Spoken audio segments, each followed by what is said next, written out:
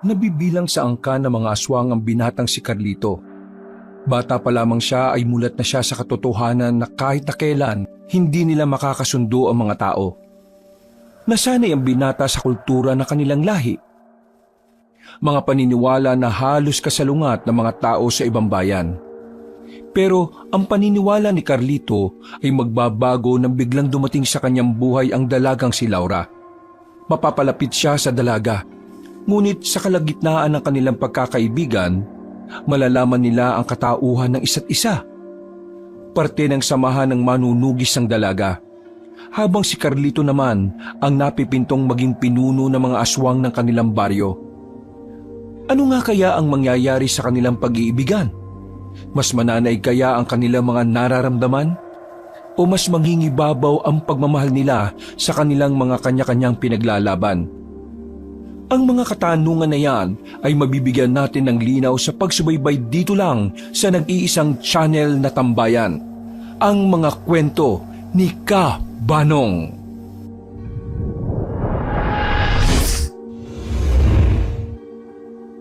Pagsapit pa lang ng kinagabihan, hindi na magkandaw-gaga ang mga aswang sa Baryo Karimlan. Naghahanda ang lahat para sa okasyon na kada taon nilang ginagawa. Ang okasyon na ito ay parang katumbas ng araw ng mga patay sa mga tao.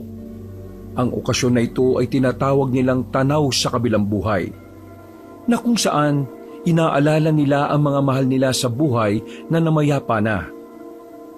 Pero kung sa mga tao ay nalulungkot sila sa araw ng mga patay, ang mga aswang ay masaya kapag tanaw sa kabilang buhay na ang usapan. Sa araw kasi na ito, pakiramdam nila ay muling nabubuhay ang mga namatay na. Kaya naman nagsasagawa sila ng maraming ritual.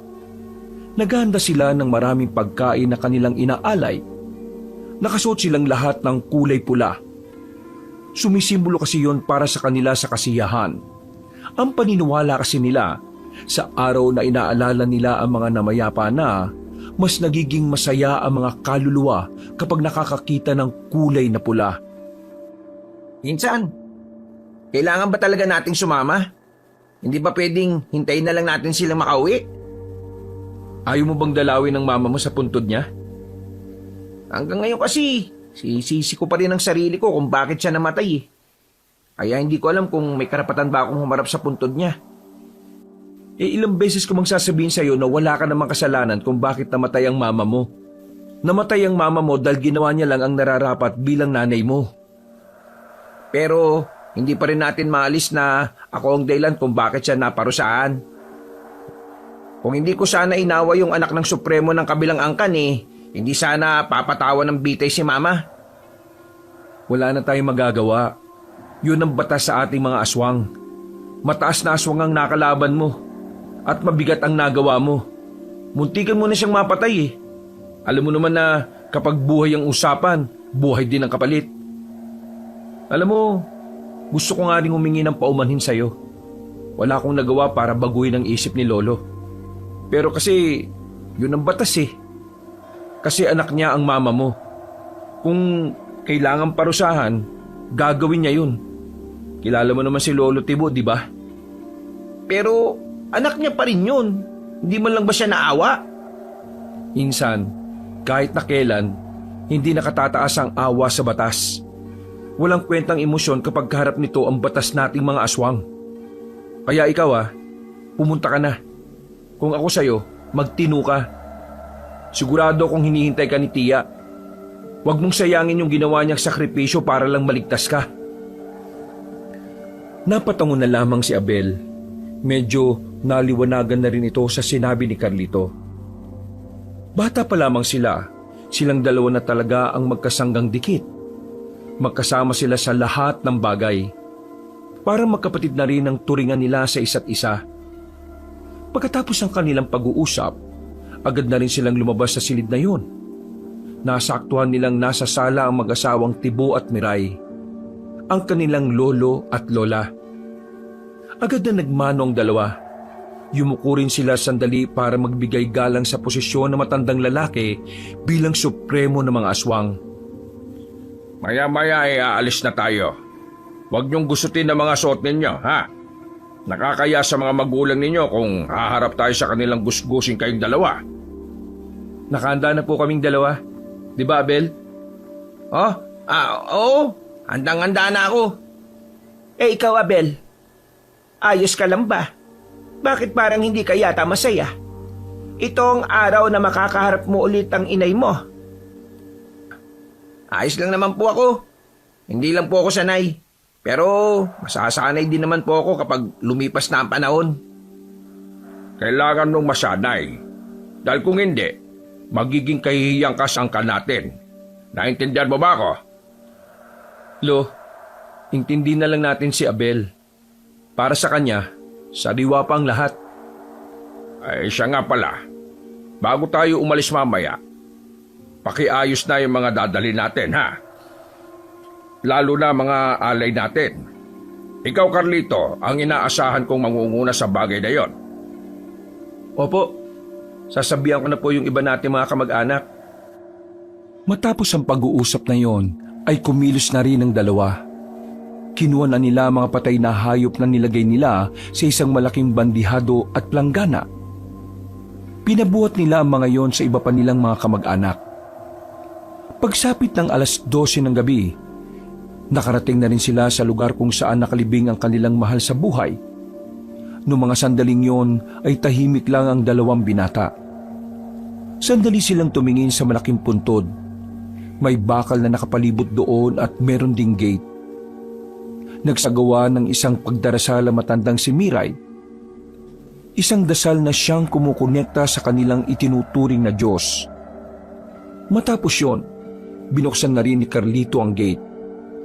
Isa-isa silang pumasok. Agad namang inilapag ng mga kamag-anak nila ang mga patay na hayop sa loob ng isang kabinet na katabi ng buntod. Mga anak, narito na kami. Masaya kaming makaharap kayong muli. Alam kong masaya rin kayo ngayong narito ang angkan natin. Merong ibang hindi nakarating dahil nasa malayong lugar na sila. Pero huwag kayong mag-alala.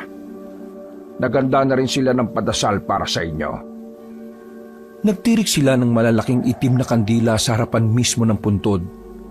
Pagkatapos noon, nagkaroon muli sila ng isang ritual.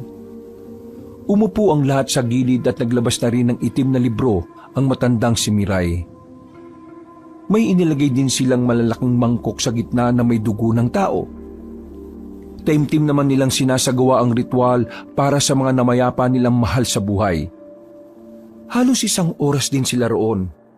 Mga ilang sandali lang ay tinapos na rin ni Aling Miray ang ritual. Doon na nila sinimula ng salo-salo. Bilang aswang, normal na lang sa kanila ang kainin ng mga patay na hayop kahit hilaw. Walang pandidiri, walang nag-iinarte. Parte na kasi yun ng kanilang kultura. At hindi lang ito basta nakasanayan. Likas na talaga sa kanila ang kumain ng karne na hilaw. Pero hindi karne ng tao. Meron kasing batas sa mga aswang na hindi sila maaaring tumikim ng karne ng tao, pero dugo ng tao ay pwede. Basta galing ito sa morgue. Habang nagkakasiyahan ng pamilya nila sa harapan ng mga puntod na mga kamag-anak nila, lumabas na si Carlito at Abel dahil tapos na rin naman nilang makausap ang kanilang mga magulang. Napatingin si Carlito sa buong lugar. Unti-unti na ring nagdadatingan ng iba pang mga aswang para dalawin din ng mga mahal nila sa buhay. May kanya-kanyang dalang malalaking gasera at lampara mga yon. Nakatambay lang ang dalawa sa di kalayuan sa mga kasama nila. Tamang hit-hit lamang ng sigarilyo. Gusto ko sanang mas mahaba pang makausap si Mama eh. Kaso yung matatanda nating kamag-anak, ang tagal umalis dun. Ngayon na nga lang ako nagkaroon ng lakas ng loob para humarap dun. Pero saglit lang. Yaan mo na. Alam mo naman ang matatanda. Gusto mo gala muna tayo? Hanggang umaga pa naman yan. Baliw. Kapag nalaman ni Lolo na wala tayo rito, sigurado magagalit yan sa atin. Malalaman niya kung sasabihin natin. Ay nakoy, tigil mo na nga yung mga naiisip mo, no? Mapapahamak tayong dalawa eh. Eh di ako na lang ang aalis. Sayang, hindi ka makakasama. Ngayon pa naman magbubukas yung perya sa baryo Magsaysay. Sa sinabing yun ni Abel, tila nagningning ang mga mata ni Carlito. Matagal na kasi nilang hinihintay na magbalik ang perya. Mula kasi pagkabata ay mahilig na sila sa ganon. Palagi pa nga silang tumatakas para lamang makapaglaro doon. Maigpit kasi silang pinagbabawalan noon dahil puro tao ang makakaharap nila. Pero dahil matitigas ang ulo ng dalawa, wala silang pakialam noon sa paalala ng kanilang mga magulang at lolo. Ngayong nasa tamang edad na sila para makapag-isip ng tama, tila bumabalik na naman ang katigasan ng ulo nila. Minsan lang naman magbukas ang perya eh. Yun ang tandaan mo. Kapag hindi ka nakapunta sa isa sa mga araw sa linggong ito, baka maghintay ka ulit ang maraming taon. Naalala mo ba? Ulit tayo nagkaperya, 10 taong gulang pa lang tayo. Napaisip si Carlito. Ang bagay na yun ay tila naging pagsubok sa kanya. Kahit na kasi masunurin siya sa kanyang lolo, mahalaga rin naman kasi sa kanya ang mga bagay na nakakapagpasaya sa kanya. Ano? Habang abala pa silang lahat. Walang niya ka talaga kahit takilan no? Uy, sasama na yan. Sama ka na. Mamaya kapag nakalis na ako, mas mahihirapan kang umalis mag-isa. Basta saglit lang tayo ha. Saglit? Corny mo naman. Papapagalitan tayo kapag may nakaalam. Kaya dapat, lubos-lubusin na natin. Oo na. Bilisan na natin baka mamaya makita pa tayong umalis. Anong sasabihin natin kapag nalaman nilang wala tayo rito? Hindi sabihin na lang natin na may sinamahan tayong kaibigan na hanapin yung puntod ng kanyang ina. Napangiti na lang ng malapad si Abel. Habang abala pa ang mga matatanda sa puntod ng mga kamag-anak nilang pumanaw, nagmamadali na silang umalis sa lugar na yon. Dumaan na muna sila sa kanilang bahay para kumuha ng pera. Pagkatapos, nagmamadali na silang makaalis. May kalayuan ng peryahan pero hindi naman sobrang layo. Mabilis naman silang tumakbo kaya nakarating din naman kagad sila doon. Habang nasa labas sila ng baryo Magsaysay, nakangiti pa silang nakatingin sa arko ng lugar. Hindi ako makapaniwala. Makalipas ang 1 dekada, nandito na tayo ulit, Abel. Pakiramdam ko parang naging bata tayo ulit eh. Pero kailangan pa rin natin mag-ingat ha. Baka mamaya may makasalubong tayo mga albularyo. Ang sabi ni Lolo Tibo, ang mga albularyo, magiling kumilatis ng aswang o tao ang kaharap nila. Saka mo na isipin yan. Ang malaga, nandito na tayo. Makakapaglaro na rin tayo ng mga gusto natin. Ang sarap kaya ng pakiramdam na makalaya kahit na sandali. Huminga sila ng malalim at kapwa sumilay ang ngiti sa kanilang muka nang pumasok na rin sila roon. Kaunting lakad lang nga nila, nakarating na rin sila sa malawak na kapatagan kung saan naroon ang peryahan. Mas lalo silang natuwa dahil sa magagandang ilaw na kanilang nakikita. Ang daming tao. Halos lahat ay tuwang-tuwa. O ano? Iwalay mo na tayo. Maghanap ka ng lalaruan mo. Ako naman maglalaro ako dun sa tira-tira ng baso. O sige, basta huwag ka masyadong lalayo ha. Magkita na lang tayo ulit dito kapag tapos ka na. Nag-apir pa ang dalawa at saka naghiwalay na rin. Agad na lumapit ang binatang si Carlito sa tapat ng color game. Masigla siyang tumaya ng pera sa kulay pula. Mas lalo siyang natuwa nang manalo siya sa unang taya pa lang. Hanggang sa hindi na niya napapansin na nalilibang na pala siya roon. Parami na rin ng parami ang perang hawak-hawak niya. Maya-maya pa ay nahinto siya sa pagtaya nang biglang makaramdam siya ng kakaiba sa kanyang paligid. Nang igala niya ang kanyang tingin, nakita niya ang isang matandang lalaki na naglalakad papalapit sa color game. Agad na dumaloy ang kaba sa kalooban niya. Unang tingin niya pa lang sa matandang yon, alam na niyang albularyo ito. Kaya naman nagsimula na rin siyang mataranta.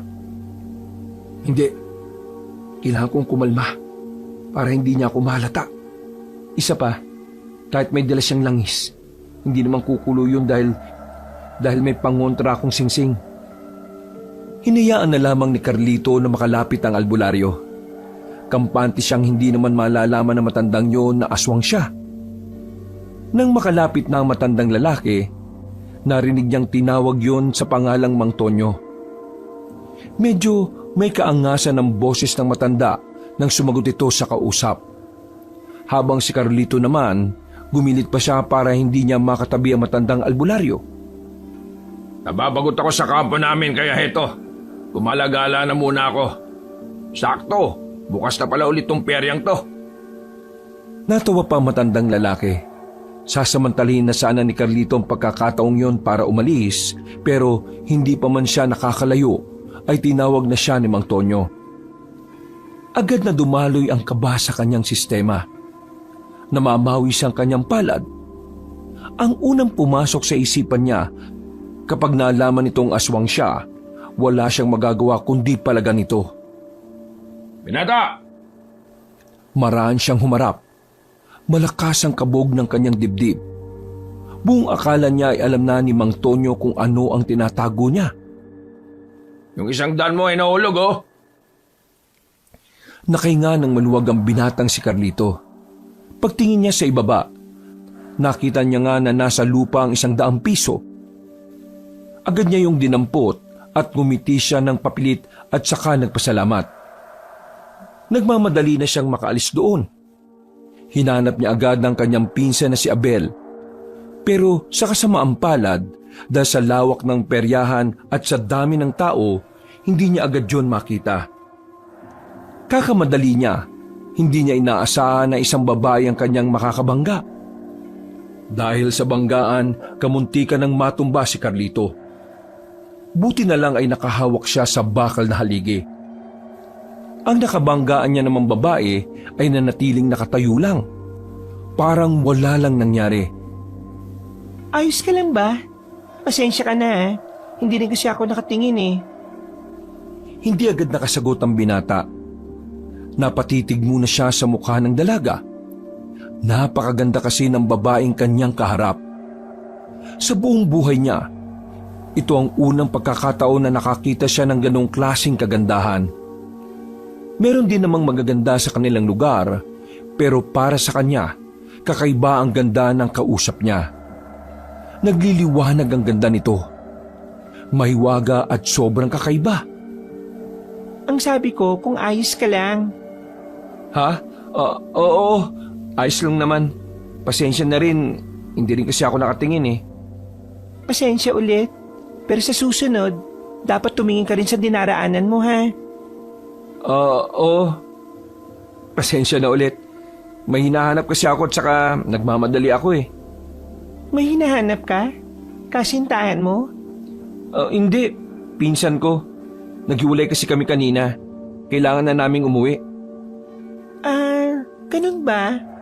Ano bang itsura ng pinsan mo? Dito rin kasi ako nagtatrabaho, baka matulungan kita. Nagtatrabaho ka dito? Talaga? Bakit parang gulat na gulat ka? Ngayon ka lang ba nakarinig ng taong nagtatrabaho? Hindi naman. Hindi ko lang inakala. Tagabantay ako dito. Kami ang nagpapanatili ng kapayapaan dito. Kami rin ang mga magtatanggol sa mga tao sakaling may mga masasamang elemento ang umatake rito. Masasamang elemento? Oo, masasamang elemento. Alam mo ba yon? Yung gaya na lang ng sa aswang? Sa puntong ito, mas lalong nadagdagan ng kaba ni Carlito. Hanggang ngayon kasi, naririnig pa rin niya ang salitang aswang sa lugar ng mga tao. Para sa kanya, isa lamang yung patunay na hanggang sa kasalukuyan, kalaban pa rin ang tingin sa kanila ng mga taga-baryo. Aswang? Hindi naman totoo yung ganun, di ba? Mga kwentong bayan lang yon. Kwentong bayan? Hindi Totoo ang mga aswang. Alam mo kung anong totoo? Nakalaban sila ng mga lolo namin noon. Sige na. Pasensya na ulit Kailangan ko pang mahanap yung pinsan ko eh. Uuwi pa kasi kami sa malayo. Pasensya na miss Napailing na lang sa kanya ang babaeng si Laura nang maglakad na rin siya paalis. Bumuntong hininga na lamang din si Carlito nang ipagpatuloy ang paghahanap sa kanyang pinsan. Sa halos 10 minutong paikot-ikot sa perya, nakakaramdam na ng kaba ang binata. Hindi na niya maiwasang hindi mag-isip na baka may nangyari ng masama kay Abel. Parang pinagsisisihan na niya tuloy ang paghihiwalay nila. Nasaan na pa yung siraulong yun? Kailangan na naming umalis dito bago pa may makahalata sa amin. Paglingon niya sa gilid, nakita na niya si Abel na may daladala ng malalaking chichirya na napanalunan nito sa laro. Mabigat na rin ang bulsa nito dahil sa mga barya. Masaya itong lumapit sa kanya pero muntikan niya na itong mabatukan dahil sa inis. Pambira ka naman oh. Nasa ka ba nagpupunta? Kanina pa kita hinahanap ah. Ang sabi mo, balik na lang tayo sa pwesto natin kanina kapag tapos na tayo. Pabalik na ako. Bakit ba? Ano ba problema mo? Merong albulayo rito sa peryahan. Nakaharap ko siya kanina. Kailangan na nating umalis bago pa niya malaman na aswang tayo. Gagi! Malas naman natin oh. Kaya nga eh. Dapat na tayong umalis sa lugar na ito. Pwede tayong mamatay kapag nagkataon. Tara na! Walang sinayang na pagkakataon ng dalawa. Agad nilang nidisa ng peryahan. At habang naglalakad sila sa daan ng baryo Magsaysay, hindi maiwasan ni Abel na mapalingon-lingon sa mga gilid at likuran. Mas ka nga. Mas makakalata sila sa kilos mo eh. Para kang kriminal na nakatakas sa kulungan. Eh, higit pa sa kriminal ang tingin nila sa atin eh. Kaya dapat lang alerto tayo. Papalabas na sila ng baryo Magsaysay nang biglang may humarang sa kanilang isang lalaki. May katangkaran nito. Medyo malaki ang katawan. Masama rin kung makatingin. Pero ang mas nakapukaw ng kanilang atensyon ay ang nakasukbit na mahabang patalim sa likuran nito. Sino kayo? Hindi kayo taga rito ah.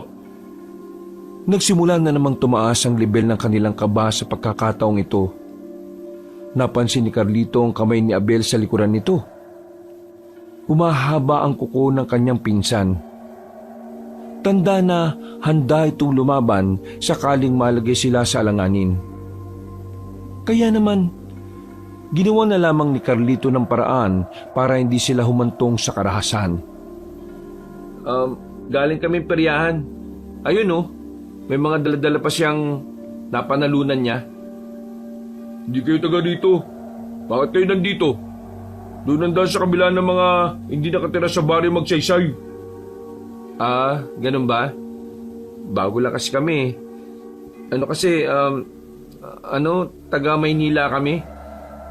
Hindi namin kabisado kung ano ang daang meron dito. Isa pa, napadaan lang din naman kami. Anong pangalan nyo? Carlito, ito naman si Abel. Tumingin sa kanila ang lalaki na parabang hinuusgahan ng kanilang buong pagkatao. Tumingin pa sa kanila yon ng masama ng ilang segundo. Ikaw, anong pangalan mo? Bakit mo kami naharang? Sino ka ba? Ako si Sagani, isang manunugis. Hinaharang ko kayo para makasigurado akong hindi kayo aswang. Aswang? May ganun ba? Wala namang ganun ah. Malabo naman na maging ganun kami. Kung hindi kayo naniniwala, bahala kayo sa mga buhay nyo. Sige na, umalis na kayo. Sa susunod, aalamin nyo ang tamang daan para hindi kayo naaabala. At para hindi na rin kayo makaabala pa. Sige, maraming salamat at pasensya na ulit. Tara na, Insan. Umalis na tayo. Mabilis na naglakad ang dalawa palabas ng baryo. Nararamdaman ni Carlito na nakatingin pa rin sa kanila ang lalaki. Pero hindi na naman nila yun pinansin pa. Noong mga sandaling yun, nakahinga na rin ng maluwagang magpinsan. Hindi nila alam kung ano ang kanilang gagawin sakaling nabulilyaso sila. Buti na lang kahit na papaano ay umaayon pa rin sa kanila ang sitwasyon. Nagmamadali na sila makabalik sa libingan ng kanilang mga mahal sa buhay. Hindi naman sila nawala ng matagal kaya hindi sila nahalata ni Mang Tibo. Pagdating nila ay abalang-abala pa rin ang matatanda sa kanilang usapan. Doble ginhawa ang kanilang naramdaman dahil naging matagumpay ang kanilang pagtakas at pagbalik. Buti na lang talaga, nakabalik tayo agad. Dakong 4:00 na ng madaling araw nang umalis na sila ng libingan. Naglalakad na sila sa madilim sa gitna ng kagubatan noong mga sandaling yun. Tahimik lang si Carlito at ang kanyang pinsan naman ay daldal ng daldal. Hindi pa rin kasi nawawala sa isipan ni Carlito ang mga nangyari. Pero sa hindi inaasahang dahilan, pumasok sa kanyang isipan ang mukha ng babaeng nakabanggaan niya. Napangiti siya ng palihim. Hindi niya rin alam kung bakit. Basta palagay niya, natuwa siya sa kagandahan ng dalaga. Nang makauwi na sila sa kanilang bahay, habang nagkakape si Carlito sa bakuran ay nilapitan siya ni Abel at tinanong, Kanina, salita ako ng salita. Ang lalim ng iniisip mo. Tapos, nakangiti ka ba? Yung totoo, kinabahan ka talaga kanina, no? Parang asese mo pa nga eh. ngayon lang ako nakakita ng babaeng tao na maganda. Ha? Wala. Teka, ibig mo sabihin, kanina may nakita ka magandang babae sa peryahan? Oo, sobrang ganda. Tapos, makinis ang balat, maputi, mukhang diwata. Dalita mga aswang sa mga diwata kasi sila ang tumutulong sa mga antingero. Bakit parang tuwang-tuwa ka sa diwata ngayon? Kasi, maganda siya. Sobrang ganda. Walang ganun kaganda rito sa atin. Mukhang kursyonado mo yung babaeng yun ah. Minsan, paalala lang ah, aswang ka, tao siya. At ang aswang At tao ay hindi kailanman pwedeng mag-ibigan dahil ang mga tao ang kaaway ng mga aswang. Alam ko na yan. Hindi naman ako nakakalimot eh. At wala naman akong sinabing gusto ko siya. Ang sinabi ko lang, nagagandahan ako sa kanya. Yun lang. Wala naman sa batas natin mga aswang na bawal ang magandahan sa mga tao ah. Ewan ko lang ah. Bahala ka dyan. Basta ako, wala akong kinalaman dyan. Kapag nalaman ni Lolo Tibo ang takbo ng utak mo ngayon, yari ka talaga. Hindi naman malalaman kung hindi ka magsasalita eh. Tulog na ako ah. Naantok na ako eh. Napailing na lamang si Carlito. Kumaway na lamang siya sa papalayong pinsan. Magkatabi ang bahay ng kanyang lolo at bahay na tinutuluyan ni Abel. Maraming araw pa ang nakalipas. Naging abala ang binatang si Carlito sa pagsama sa kanyang lolo Tibo. Marami silang kinakausap na mga supremo sa mga kalapit na probinsya at mga baryo. Laman ng mga napag-usapan ang tungkol sa mga hakbang kung papaano lalabanan ng mga manunugis. Sa mga nagdaang buwan kasi, makailang ulit silang nakakatanggap ng mga balitang hinahanap ni sila ng mga tao. Nagsimula ng mga manunugis na isa-isahin ang kuta at baryo ng mga aswang. Dahil dito, nagsimula na ring maalarma ang mga supremo na siyang namumuno sa bawat angkan. Lo, totoo ba talagang hindi magiging epektibo ang pakikipagkasundo sa mga tao? Hindi sila kailanman magtitiwala sa mga aswang. Yun ang di natin mababago. Isa sa malinaw na dahilan para isipin nating kahit na kailan, hindi mangyayari ang usapang pangkapayapaan. Hindi ka pwedeng makipagkasundo sa mga tao. Una pa lang wala nang tiwala sila sa iyo. Mas lalo lang lalala ang sitwasyon. Para na lang sa mag-asawa, masisira at masisira ang relasyon kung pareho kayong may iniisip na masama sa isa't isa. Tama naman po kayo sa sinabi ninyo. Pero napapaisip lang po kasi ako. Paano naman yung mga taong walang kinalaman? Paano naman yung mga aswang na walang ugnayan sa mga alitan? Di ba parang nadadamay lang sila? Kapag dugo sa dugo ang usapan, damay lahat. Walang pinalalagpas. Ganun din naman ang mga tao sa atin. Lahat ng aswang, masama sa paningin nila. Bata o matanda man yan. Kaya ikaw ha, huwag ka masyadong magpabulag na ang mga tao ay mababait. Kahit na kailan, hindi nila kayang maging mabuti sa mga kagaya natin. Kalaban natin ang mga tao. Wala ni isa sa kanila ang magiging kasundo natin. Kaya kapag nakakita ka ng tao, huwag ka magtitiwala sa kanila. Isang malalim na paghinga na lamang ang ginawa ng matandang aswang na si Tibo. Ayaw na ayaw kasi nitong pag-usapan ng mga ganoong bagay. Ayaw kasi niyang lumalabas ang matinding galit niya dahil sa mga tao. Tara na, bilisan na natin maglakad. Kanina pa tayo hinihintay ng lola mo. Pag-uwi nila sa bahay nila, ay nakahanda na ang kanilang mga pagkain para sa hapunan. Mga karniyo ng baboy, mga hilaw pero nilinis na ng maigi. Bago sila kumain ay nagritual sandali ang matandang babae na si Aling Miray. May kung ano-ano na namang itong binabanggit na pangalan ng kanilang mga Panginoon. Matapos yun, ay sabay-sabay na rin silang kumain. Pagkatapos, umalis ang dalawang matanda para dumalo sa isang pagpupulong. Pagkakataon na ni Carlito ito para makaalis sila ng kanilang lugar. Gusto na naman kasi niyang makita ang dalagang nakausap niya sa perya. Uy, saan ka pupunta? Aalis ka, no? Gusto mo bang sumama? Mambira ka talaga. Dati ikaw ang pumipigil sa akin umalis. Tapos ngayon, ikaw ang nagyayaya. Sabihin mo nga sa akin, dahil ba yan dun sa babaeng tao? Ha? Hindi ah. Gusto ko lang naman maglaro sa perya. Pinagsasabi mo dyan. Buwang ka yata eh. Sus, huwag ka na magkaila. Kitang-kita sa pagmumukha mo, no? Bakit ka ba nagsisinungaling pa sa akin? Eh, hindi naman kita isusumbong. O yan no, sasama ka pa ba? Oo na, nakakabagot din dito sa bahay eh. Palihim na nakaalis ang dalawa ng kanilang lugar. Masaya silang nagagawa pa rin nila ng swabe ang kanilang pagtakas kahit maraming mga aswang na gumagala sa gubat. Kabisado na kasi nila ang mga pasikot-sikot na mga dadaanan nila. Bata pa lang kasi sila ay lagi na nilang nililibot ang kagubatan. Nang makalayo na sila, agad silang tumungo sa kalsada. May napadaan na truck ng gulay at kahit umaandar pa yon, ay sumabit na lang sila sa likuran. Insan, kumapit ka na maayos ha. Naalala mo nung mga bata pa tayo? Nalaglag ka sa ganito kasi ang tanga-tanga mong kumapit. Ano ka ba? Pinaalala mo pa talaga ha? Ikaw nga, tumakay ka sa truck ng buhangin eh.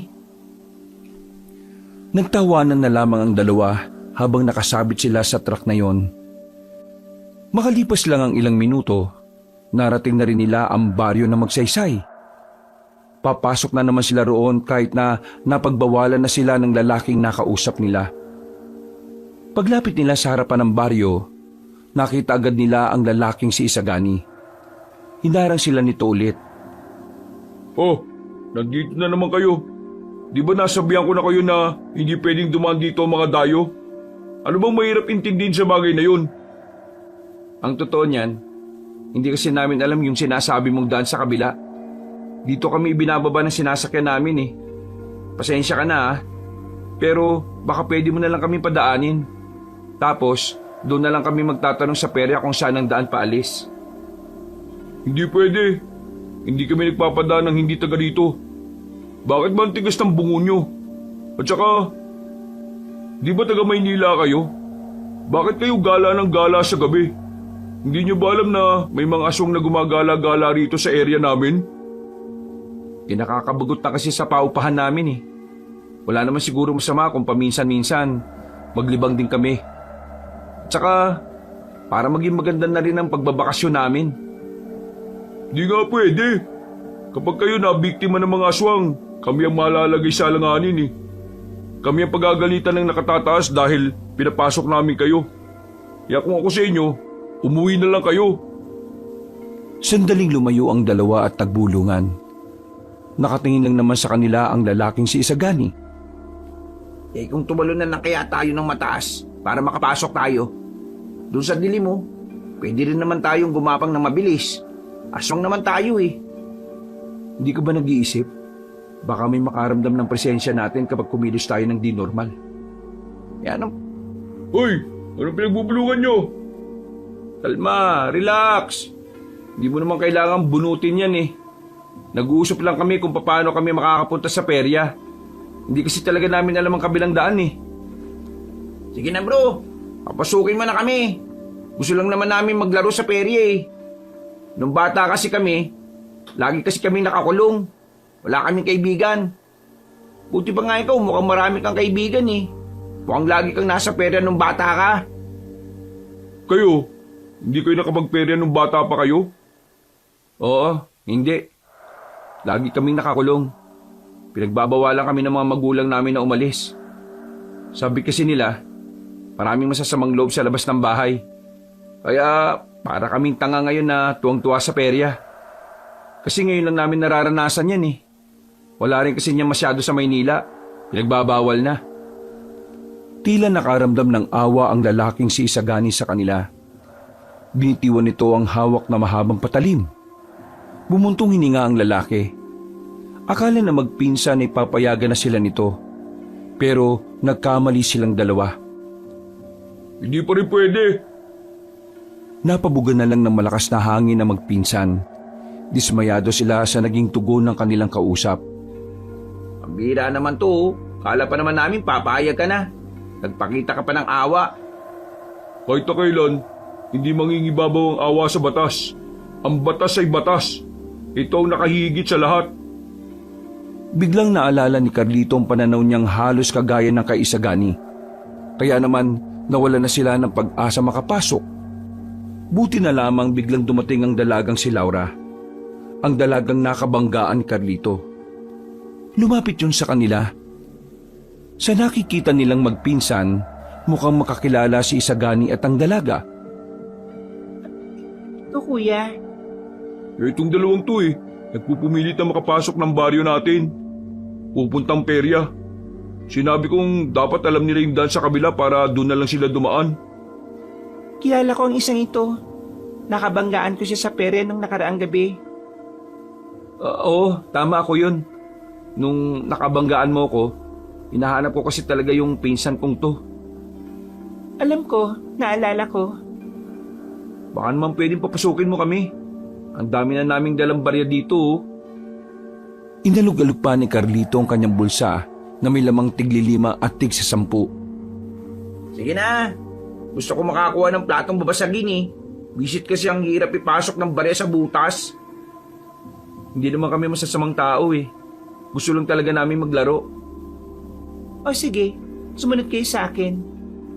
Pinagsasabi mo, may patakaran tayo na bawal ang mga tagalabas. Ginagawa natin yun para maiwasan natin makapasok ang mga aswang dito. Mukha namang hindi sila aswang eh. Akong bahala magpaliwanag kay Mang Tonyo sakali magalit siya. Laura naman! Kuya, sige na. Kawawa naman tong dalawang to. Para mga isip bata eh. Wala nang nagawa pa si Isagani. Bumuntong hininga na lamang ito at hinayaan makapasok ang magpinsan. Malakas kasi talaga si Laura sa kanyang kuya, kaya hindi tumatanggihan ng binata. Nagtitiwala ako sa inyong dalawa ha, na wala kayong gagawin masama sa peryahan. Kaya umayos kayo. Naku, hindi naman talaga kami masama eh. Yung iba lang. Kapag naalaman ko na may ginawa kayong katarantaduhan, nakikita niyo tong nasa likuran ko, itataga ko ito sa inyo hanggang sa maging giniling na kayo. Grabe, nakakatakot ka pala magalit. Nagsimula na silang maglakad. Nasa unahan nila ang babaeng si Laura. Hindi maiwasan ni Carlito na mapatingin sa katawan ng dalaga. Sa mga sandaling yon, nakikita ni Carlito ang hubog na katawan ni Laura. May pagkamasikip din kasi ang suot nitong maong at damit. Wala siyang kaalam-alam na ang pinunta mo rito ay siya talaga. Huwag ka nga maingay. May sinasabi ba kayong dalawa? Wala naman. Nakakatuwa lang kasi ang bait mo. Ngumiti lang ang dalaga. Para namang kinilig ang lalaking si Carlito. Hindi niya inakala na magtatama ang kanilang paningin ng ganoon katagal. Nang makarating na sila sa peryahan, hindi na natiis pa ni Carlito ang mga sandaling yon. Pinaalis na muna niya si Abel para masolo ang dalaga. Maraming salamat nga pala at pinapasok mo kami. Siya nga pala, kuya mo ba yung lalaking yon? Ang sungit eh. Pinsan ko siya. Kuya ko na rin. Ginagawa lang naman niya ang trabaho niya eh. Sobrang higpit pala rito sa baryo ninyo, no? Oo, kasi may banta na mga aswang ang mga baryo dito sa amin para maiwasang mapasok agad kami. Pinagbabawalan talaga ang mga hindi namin kilala na makapasok ng baryo magsaysay. Itong peryahan ba? May mga bantay din? Oo, ako naka-assign dito. May mga ilan lang akong kasama. Teka, di ba sabi mo nung una hindi totoo ang aswang? Pero bakit parang interesado ka na ngayon? Kasi nagtanong-tanong ako sa amin. Sabi nila, totoo raw. Di totoo. Madali ka palang maniwala sa sabi-sabi. Pero totoo mga aswang. Hindi ako pwede magsinungaling pagdating sa bagay na yon. Siya nga pala. Ano nga palang pangalan mo? Ako nga pala si Carlito. Gusto ko lang malaman ang pangalan mo para kapag nagkikita tayo rito, may nababanggit akong pangalan. Lalo na kapag nagpapasalamat ako sa iyo. Laura. Laura ang pangalan ko, Carlito. Maraming salamat ulit, Laura, ha? Walang anuman, Carlito. Sige na, mag-iikot na ako. Magsaya lang kayo sa paglalaro. Nang maglakad na paalis ang babae, parang timang na nagtatatalon sa tuwa ang binatang si Carlito. Hinanap niya agad si Abel at saka kinuwento ang tungkol sa kanilang pag-uusap. Kahit si Abel ay kinikilig din sa nangyari. Masaya ako para sa'yo, Insan. Pero huwag mo kakalimutan ng limitasyon mo, ha? Nawala ang ngiti sa mukha ni Carlito. Tila nasira kasi ni Abel ang kilig na nararamdaman niya para sa dalaga. Alam mo, may tawag sa ginagawa mo eh. Ano bang tawag dun? Basag trip? Oo, tama. Basag trip ang tawag sa'yo. Di ka na lang makisakay muna eh.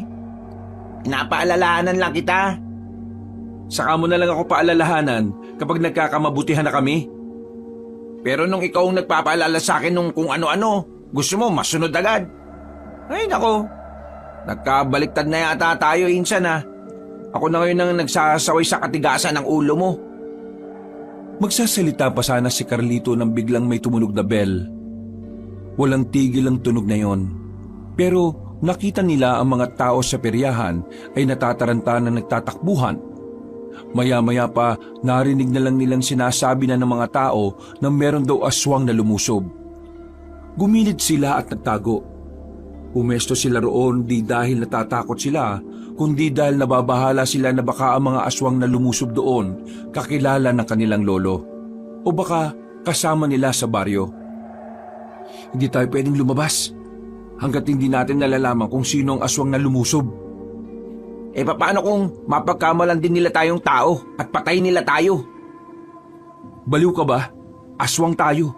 Maamoy nila tayo, kaya malabo yan. Nang muli silang sumilip, nakita nilang nagtitipon-tipon na ang ilang manunugi sa peryahan. Maya-maya pa ay may mga aswang na ring lumitaw. Nagkaroon ng labanan. Nanlalaki ang mga mata ni Carlito nang makitang nakikipaglaban ng dalagang si Laura.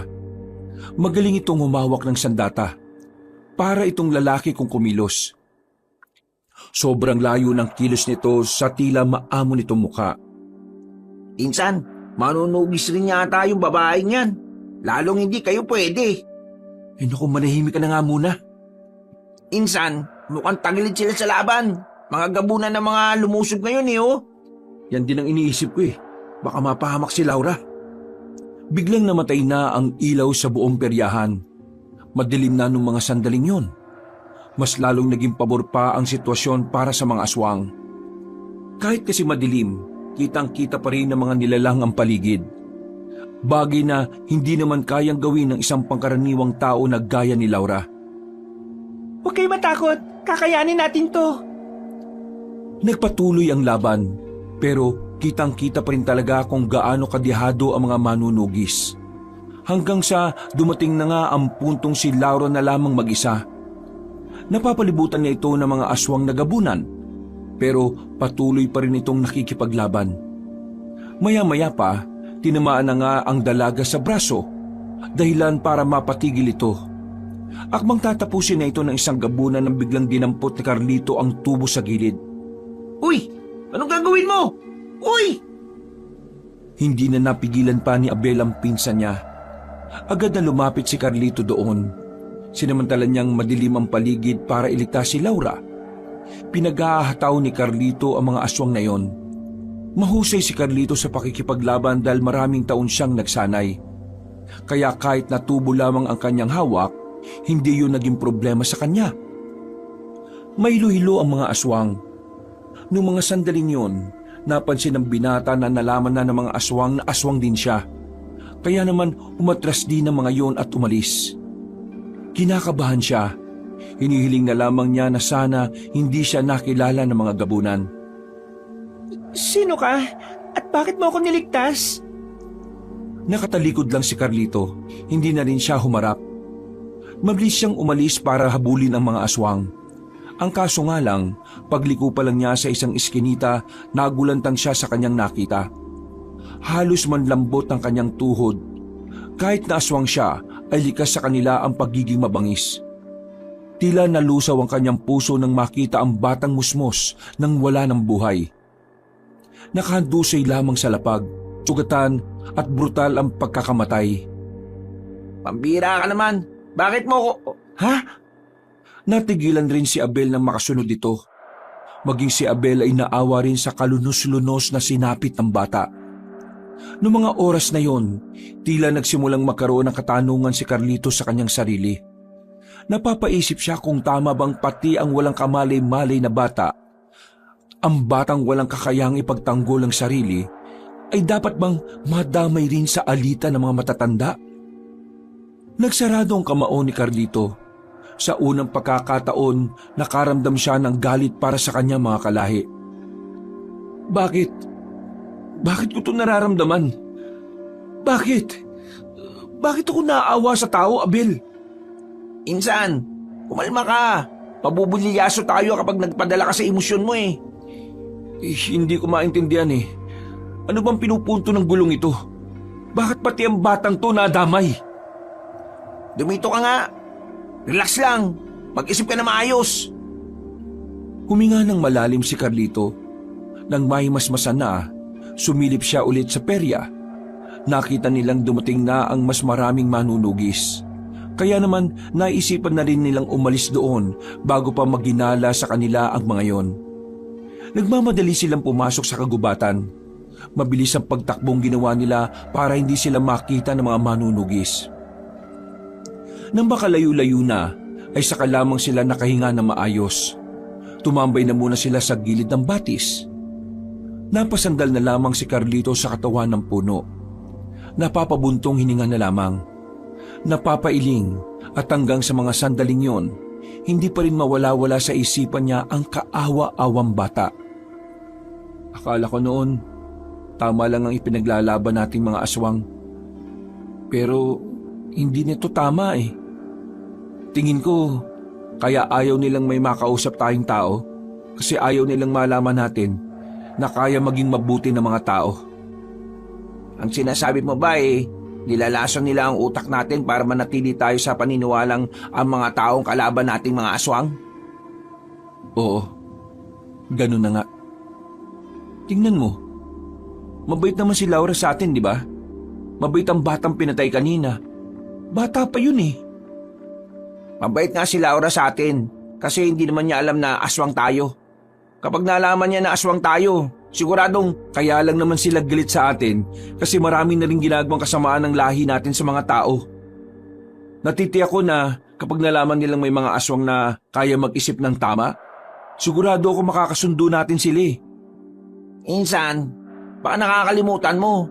Laging sinasabi sa atin ni Lolo Tibo na ang kasunduan sa pagitan ng tao at aswang ay isang malaking kalokohan. Ewan ko, bahala na. Basta, hindi na ako papayag na may madamay pang bata sa gulo na to. Tumayo na ang binatang si Carlito. Hawak-hawak niya pa rin ang bakal na tubo. Maglalakad na sana sila para umalis nang biglang nakakita sila ng isang hayop na parang kasing laki ng aso. Pero hindi yung pangkaraniwan para sa kanila.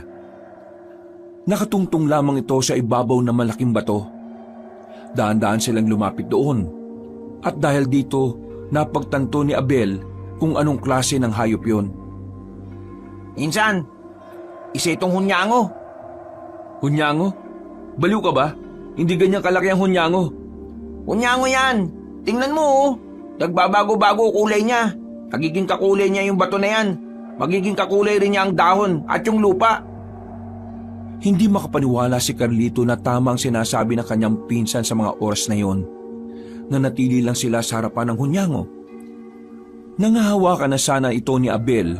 Bigla na lamang may iniluwang bagay ang hunyango. Isa itong bilog na bato. Para itong perlas pero kulay itim. Inilagay ng hunyango ang bagay na iyon sa ibabaw ng bato. At pagkatapos, mabagal itong bumaba ng bato at saka lumubog na sa tubig. Nagtataka silang dalawa dahil ngayon lamang sila nakakita ng hunyango na sumusuka ng perlas na itim. Tapos, lumulubog pa sa tubig. Sinubukang kunin ni Abel ang perlas, pero paghawak niya, para siyang nakaramdam ng kuryente. Kaya sinubukan din naman ito ni Carlito. Pero wala naman siyang naramdaman. Baka para sa'yo talaga yan. Hindi kaya isa itong mutya? Mutya ng hunyango? Teka, pwede bang gumamit ng mutya ang isang aswang na kagaya mo? Hindi ko alam. Pero bakit parang sa akin ito binigay ng hunyango? Ibig sabihin, pwede nga. Teka. Ang mutya, di ba, sabi ng mga tao, sa kabutihan ginagamit. Isan mo gagamitin yan? Sa pakikipaglaban sa mga tao? O sa pakikipaglaban sa mga kalahi natin? Tingin ko, kung sino ang gumagawa ng masama, sa kanila ko ito gagamitin. Itinago na muna ni Carlito ang perlas na itim. Umuwi sila ng kanilang baryo. Sakto naman na wala pa rin doon ang lolo at lola nila. Hindi na sila natutulog hanggang mag-umaga. Nung umagang yon, kalat na ang nangyaring paglusob ng mga gabunan sa peryahan. Higit sa lahat, kalat na rin ang usapang may isang aswang na nagligtas ng isang tao. Kinabahan agad si Carlito. Nababahala siya na baka merong nakakilala sa kanya. Biglang pumasok ang kanyang lolo sa bahay. Sa mukha pa lang na matanda, kitang-kita na ni Carlito ang pagkainis nito. Balbak talaga magplano si Supremo Kepeng kahit na kailan. Hindi man lang niya sinabi sa mga bata niya na kahit sinong humadlang ay patayin. Ano naman kung may aswang na sumagip sa taong yan? Di sana pinatay nila. Ang dami nila, puro gabunan pa sila. Ay nako, mga inutil talaga. Tibo, kumalma ka. Walang magagawa yung kakaganyan mo. Baka mamaya niyan kayo pa ni Supremo Kepeng ang hindi makaintindihan. Sinasabi ko na kasi na dapat ako magplano at papasamahin ko ang mga bata ko. Ang kaso, nagbida-bida siya. Tingnan mo ang nangyari. Kung sana napatay natin ang mga manunugis na yun, hindi sana malaking bagay na sana sa atin yan. Isa doon ay opisyal ng manunugis. Yung babaeng nandun sana ang dapat mamatay. Pero ano nangyari? Wala! Ang napaslang lang nila ay ang batang wala namang kwenta. Lihim na nagsarado ang kamao ni Carlito nang marinig ang tungkol sa bata. Hindi niya maiwasang hindi magalit. Kapag naalala niya ang kaawa-awang sinapit ng musmos, nagagalit din siya pati sa kanyang lolo. Kaya nga ang gagawin mo, pupunta ka sa konseho. Titipunin mo ang mga supremo at ikaw na ang mangunguna sa susunod na atake. Akala mo ba magiging madali ang sunod na atake? Hindi! Ngayong alam na nilang pwede tayong umatake, maghahanda na sila. Sinayang ni Supremo Kepeng ang pagkakataon na sana hindi nakapaghanda ang mga manunugis. Napainom na lamang ng mainit na tubig ang matandang si Tibo. Napansin nito si Carlito na tahimik lang sa lamesa at parang malalim ang iniisip. Carlito, tahimik ka yata ngayon. Wala ka bang pakialam sa mga nangyayari? Umatake ang mga gabunan sa peryahan kagabi. Pero may isang aswang daw ang nakialam at nagtraidor sa lahi natin. Ano ba masasabi mo ron? Mahalaga ang opinyon mo rito dahil ikaw ang susunod na supremo sa angkan natin. Kung hindi nila kinaya ang isang aswang na nagtraidor, isa lang ang ibig sabihin nun, Lolo. Malakas ang aswang na yon. At mukhang hindi niya gusto ang mga nangyayaring gulo sa pagitan ng mga aswang at mga tao. Kung sino man siya, papatayin ko siya kagad kapag nakita kami. Walang-wala pa siya sa kalahati ng lakas at karanasan ko. Yan ka na naman eh. Tumigil ka nga. Huwag kang gagawa ng desisyon na nakabase lang sa initang ulo mo, ha? Tama po si Lola. Nasa iyo nakasalalay ang angkan natin, Lo. Kapag ikaw ang napahamak, malaking kawalan sa atin. Sinasabi mo bang hindi ko kakayanin ng aswang na nag-traidor, ha? Hindi naman po sa ganun, Lo. Nag-aalala lang naman po ako sa inyo. Hindi ko kailangan ng pag-aalala mo. Ang kailangan ko, yung utak mo. Kung meron kang naiisip para hanapin ang traidor na aswang na yan. Huwag po kayo mag-alala, Lo. Kapag nakuha na namin ang impormasyon mula kay Supremo Kepweng, magsasagawa kami ni Abel ng investigasyon. Yan! Tama yan! Nang magkaroon ka naman ng pakinabang sa akin. Tibo naman, ayusin mo nga mga sinasabi mo sa apo mo. Wala naman talagang pakinabang ang isang yan eh. Lagi pang kinokontra ang mga naiisip ka. Alam mo, Carlito, walang saysayang lahat ng natutunan mo sa laban kung ikaw mismo ayaw mong labanan ng mga tao. Akala mo ba hindi ko alam na natatakot kang humarap sa kanila? Masyado ka kasi mabait eh. Masyado kang malambot. Tandaan mo ha, ang mga tao ang kalaban natin. Sila ang pumaslang sa mga mahal natin sa buhay. At ang misyon natin sa mundong ito, walang iba kundi ubusin ng mga tao. At tayong mga aswang ang maghahari. Padabog na lumabas ng pintuan ng kanyang lolo. Hindi na lamang niya yon pinatulan pa. Kilala niya ang matandang lalaki. Kahit na kailan, hindi ito magpapatalo. Palaging pinapairal ni Mang Tibo ang pagiging supremo nito, kaya wala ring mangyayari. Apo, pagpasensyahan mo na ang lola mo. Kilala mo naman yung lolo mong yon. Ayaw noon na natatalo. Ay nako, kung sino ba naman kasi ang traidor na aswang na yon? Kung di na sana siya nakialam edi sana tapos na ang buhay ng babaeng yon. Lola, pati ba naman ikaw, ayos lang sa'yo na madamay ang mga taong wala namang kinalaman sa gulong ito? Lalong-lalo na yung batang namatay. Apo, ubusan ng lahi ito. Lahat damay. Kagaya ng sinasabi ng lolo mo sa'yo. Kahit ang mga tao rin, idadamay rin nila lahat ng kalahi natin kahit na bata. Kahit na matanda. Pero wala na bang paraan para magkaroon ng kapayapaan? Bakit mo sinasabi ang mga yan? Nakakalimutan mo na ba ang layunin ng buong lahi ng mga aswang? Hindi ko naman po nakakalimutan. Naawa lang ako sa mga kapwa natin aswang na bagong sibol pa lang, tapos mamumulat na sila sa gulo. At kapag minalas-malas pa pwede pa silang mamatay. Ganon din sa mga tao. Apo, wala nang solusyon ng alitan na ito. Ang tanging solusyon na lamang, maubos ang isang panig. Ang mabuti pa, ayusin mo na ang sarili mo.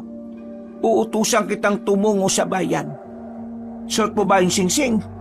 Kailangan mong bumili ng manok. Isama mo si Abel kasi marami kayong bibilhin. Naligo na lamang si Carlito nung umagang yon. Pagkatapos ay pinuntahan naman niya ang pinsang si Abel. Sakto naman na wala naman itong ginagawa at nagbabasa lang ng kung ano-ano. Mamaya ka na magbasa. Kailangan natin pumunta ng bayan. Wala na tayong pagkain. O sige, pero insan, hindi ba nakahalata si Lolo? Hindi naman. Pero sobrang galit siya. Sabi niya, papatayin niya raw yung traidor na aswang na yon. Medyo pinakabahan nga ako Alam kong gagawin niya talaga yon. Sakaling malaman niya na ako ang nagligtas kay Laura. Gagawin niya talaga yun. Si Mama nga na sarili niyang anak inayaan niyang bitayin. Sige na, tara na. Bago ka pa maiyak ulit. Napapailing na lamang si Carlito nang mauna na itong lumabas ng bakuran. Dakong 8:00 na sila nakaalis ng kanilang baryo. Dinaanan pa kasi nila ang kampo nila Supremo Kepweng. Kumalap lang sila ng impormasyon mula sa mga gabunan. Maraming tao sa bayan dahil araw kasi ng Sabado. Agad silang nakipagsiksikan sa mga naroroon. Tumungo sila sa kanilang suki. Nabili naman na nila ang lahat ng kanilang kailangan. Palis na sila sa palengke nang biglang matanaw ni Carlito ang matandang si Mang Tonyo. Tandang-tanda niya ang mukha nun. Hindi niya makakalimutan pagdating sa itsura ng mga nakakaharap niya. Bigla niyang hinawi si Abel patungo sa gilid. Napansin din kasi ni Carlito na may iba pang kasama ang matandang lalaki. Kailangan na natin makalis kagad. Bakit ka ba natatakot? Hindi mo ba suot yung singsing? Naiwan ko nga sa banyo eh. Ay gagi. Yung akin din eh. Pambihira. Baka mamatay tayo ngayon. Kukululangis nila. Nang mapalingon ng mga manunugis sa direksyon nila, sinimulan na nilang maglakad. Wala na silang pakialam kung ilang tao pa ang kanilang mabangga. Ang mahalaga na lamang sa magpinsan ay makaiwas sa maaaring gulo na mangyari. Dito muna tayo. Anong dito? Sira ulo ka ba? May dala nga silang langis. Malalaman nila kung nasan tayo. Kailangan natin makasakay kagad. Teka lang naman kasi. Masakit na pa ako eh. Nakatapak ako ng Nakita ni Carlito na dumudugo na ang paa ng kanyang pinsan. Napailamos na lamang siya sa muka. Noong mga sandaling yun, nakita niya ring papalapit na sa kanila ang mga manunugis. Pagtingin nila sa kanilang harapan, nakita nilang meron na ring mga kalalakihan. Wala na silang matatakasan. Kung tatakbo sila, baka bigla na lang may bumao na palaso sa katawan nila. O baka bigla na lang ding may tumaga sa kanila.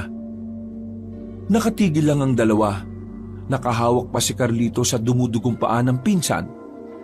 Nasa harapan na nila si Mang Tonyo. Pero laking pagtataka nila nang parabang hindi sila nakikita ng mga yon. Sobrang lakas ng kulo ng langis ng lana. Kaya nakasisiguro kung nandito lang yon. Doon kayo, dito kami. Kapag nakita nyo sila ha, hulihin nyo. Pero kapag nalagay na sa alanganin ang buhay ninyo, patayin nyo na. Nag-alisa ng mga manunugis habang silang dalawa nakaupo pa rin doon. Saka lamang napagtanto ni Carlito na nasa kanya pa rin pala ang perlas na bigay ng malaking hunyango. Teka, bakit parang hindi nila tayo nakikita? Tingin ko, gumagana yung mutya ng hunyango. Dinukot ni Carlito ang itim na perlas sa kanyang masikip na bulsa. Napangiti na lamang si Carlito. Buti na lamang ay gumana yon. Dahil kung hindi, baka kanina pa sila pinaglalamayan. Wala silang sinayang na pagkakataon. Umalis na rin sila doon. Mula nang mapagtanto ni Carlito na magagamit niya ang mutsyang yon, sa mga sumunod na araw, inaral niya kung papaano ito gagamitin. Sa loob nga lang ng halos 2 linggo, tuluyan na nga siyang naging bihasa sa paggamit nito. Isang gabi, habang naglalakad pabalik sa kanilang baryo, nakita niya ang kanyang lolo Tibo. Mag-isa itong naglalakad. Sa pagmamadali pa lang ng matanda, alam na agad ni Carlito kung saan ito pupunta. Palihim niyang sinundan si Mang Tibo. Malakas din naman ang kanyang loob dahil may kakayahan na siyang maging kakulay ng anumang didikitan niya. Dahilan para hindi siya makita ng kahit na sino. Kakasunod niya, nakarating na siya sa konseho. Bibihira lang mga pangkaraniwang aswang na nakakarating doon. Halos lahat kasi ng pinapayagan na makalapit doon ay ang mga supremo at ang ilang opisyal lang. Sa mga sandaling ito, napakinggan ni Carlito ang lahat na pinag-usapan ng mga supremo. Pinangunahan ito ng kanyang lolo Tibo. Dito na niya nalaman ang binabalak na paglusob ng mga aswang sa baryo ng mga tao. Magiging madugo ang mangyayari. Ayon kasi sa plano ng mga supremo, bibiglain nila ang mga tao. Idadamay nila lahat. Uubusin ang mga tao at walang ititira kahit na bata o kahit na matanda. May sakit man o wala, lahat ay papaslangin ng walang pagdadalawang isip. Kinabahan na si Carlito ng mga sandaling yon. Naiisip niya palang ang nag-iiyak ang mga bata at matanda, nahahabag na ang kanyang kalooban. Hindi niya kayang makita ang mga taong yon na unti-unting mamamatay. Lalong nagkaroon ng dahilan si Carlito para tumiwalag sa mga kalahi niya. Para kasi sa kanya, hindi na maganda ang ginagawa ng mga kapwa niya aswang. Para sa kanya, mga manunugis lamang naman dapat ang kalaban. Sabay-sabay ang pagdiriwang ng pista ng mga baryong Magsaysay, Bautista at Marilag. Sasamantalahin natin ang mga sandaling nagsasaya sila. Tayo ang magsisilbing bangungot nila sa gabing yan. Ito na ang pinaka-perpektong pagkakataon para iganti ang mga mahal natin sa buhay na pinatay nila.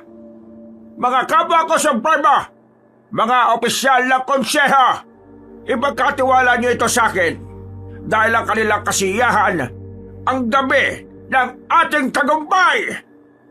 2 araw na lang noon bago magdiwang ng pista ang 3 baryo na magkakatabi. Kaya naman buo na ang desisyon ni Carlito. Kakausapin na niya si Laura para ipaalam ang plano ng mga Supremo. Kinabukasan, magkasamang naglalakad si Carlito at Abel. Patungo sila sa baryo na Magsaysay. Kailangan niyang makausap si Laura bago pa mahuli ang lahat. Mag-isip ka nga, Insan. Malaking kasalanan ang gagawin mo. Kapag nalaman nilang ikaw ang nagtaksil sa kanila, kamatayan ang hatol sa'yo. Wala na akong pakialam. Hindi ko na gusto ang mga ginagawa nila.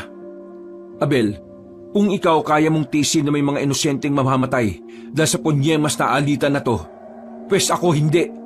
Kahit naaswang ako, kaya ko maging mabuti at mag-isip ng tama. Kung hindi ka sang-ayon sa akin, wag mo na akong samahan. Sasamahan kita. Ang akin lang naman baka mapahama ka rin. Mahirap magtiwala sa mga tao. Pagkatiwalaan man nila ako o hindi, wala na akong pakialam. Ang mahalaga, masabi ko sa kanila ang mga dapat nilang malaman. Pambira naman talagang buhay to. Abel, gising na ako sa katotohanan. Ngayong napagtanto ko na ang tunay na masama ay ang mga kalahi natin. Baluktot na ang pag-iisip nila. Sarado na ang utak nila. Ang tanging tumatakbo na lamang sa mga isip nila ang paghiganti. Gusto nilang bigyan ng hustisya ang mga namatay na aswang. Kahit ang totoo, namatay lang sila dahil nanggulo sila sa mga tao. Ganyan din ba ang pananaw mo sa pagkamatay ng mga magulang mo? Oo, namatay sila hindi para protektahan ako. Namatay sila kasi gusto nilang patayin ang mga taong tahimik na namumuhay noon. Puro kasamaan na ang ginagawa natin mga aswang Kaya maganda rin na kahit isa, merong gagawa na kabutihan. Baka man lang mapansin tayo ng Diyos ng mga tao at mapatawad niya tayo. Napapakamot na lamang sa ulo si Abel. Hindi na nito kayang pigilan pa ang kanyang pinsan. Kaya naman sinabayan na lamang niya ito ng maglakad. Makalipas lang ang halos mag-iisang oras, narating na rin nila ang baryo Magsaysay. Napatagal sila dahil may mangilang-ilang manunugi sa kagubatan. Suot-suot na nila ang singsing noon para hindi sila maramdaman ng langis. Dala rin ni Carlito ang mutya ng hunyango. Nang nasa tapat na sila ng baryo Magsaysay, laking pagtataka nila dahil walang tao sa bungad. Pagsilip nila sa loob, nakita nilang tila nakasarado ang lahat ng bahay. Nagdadalawang isip silang pumasok doon. Kaya naman gumilid na muna sila sa tabi.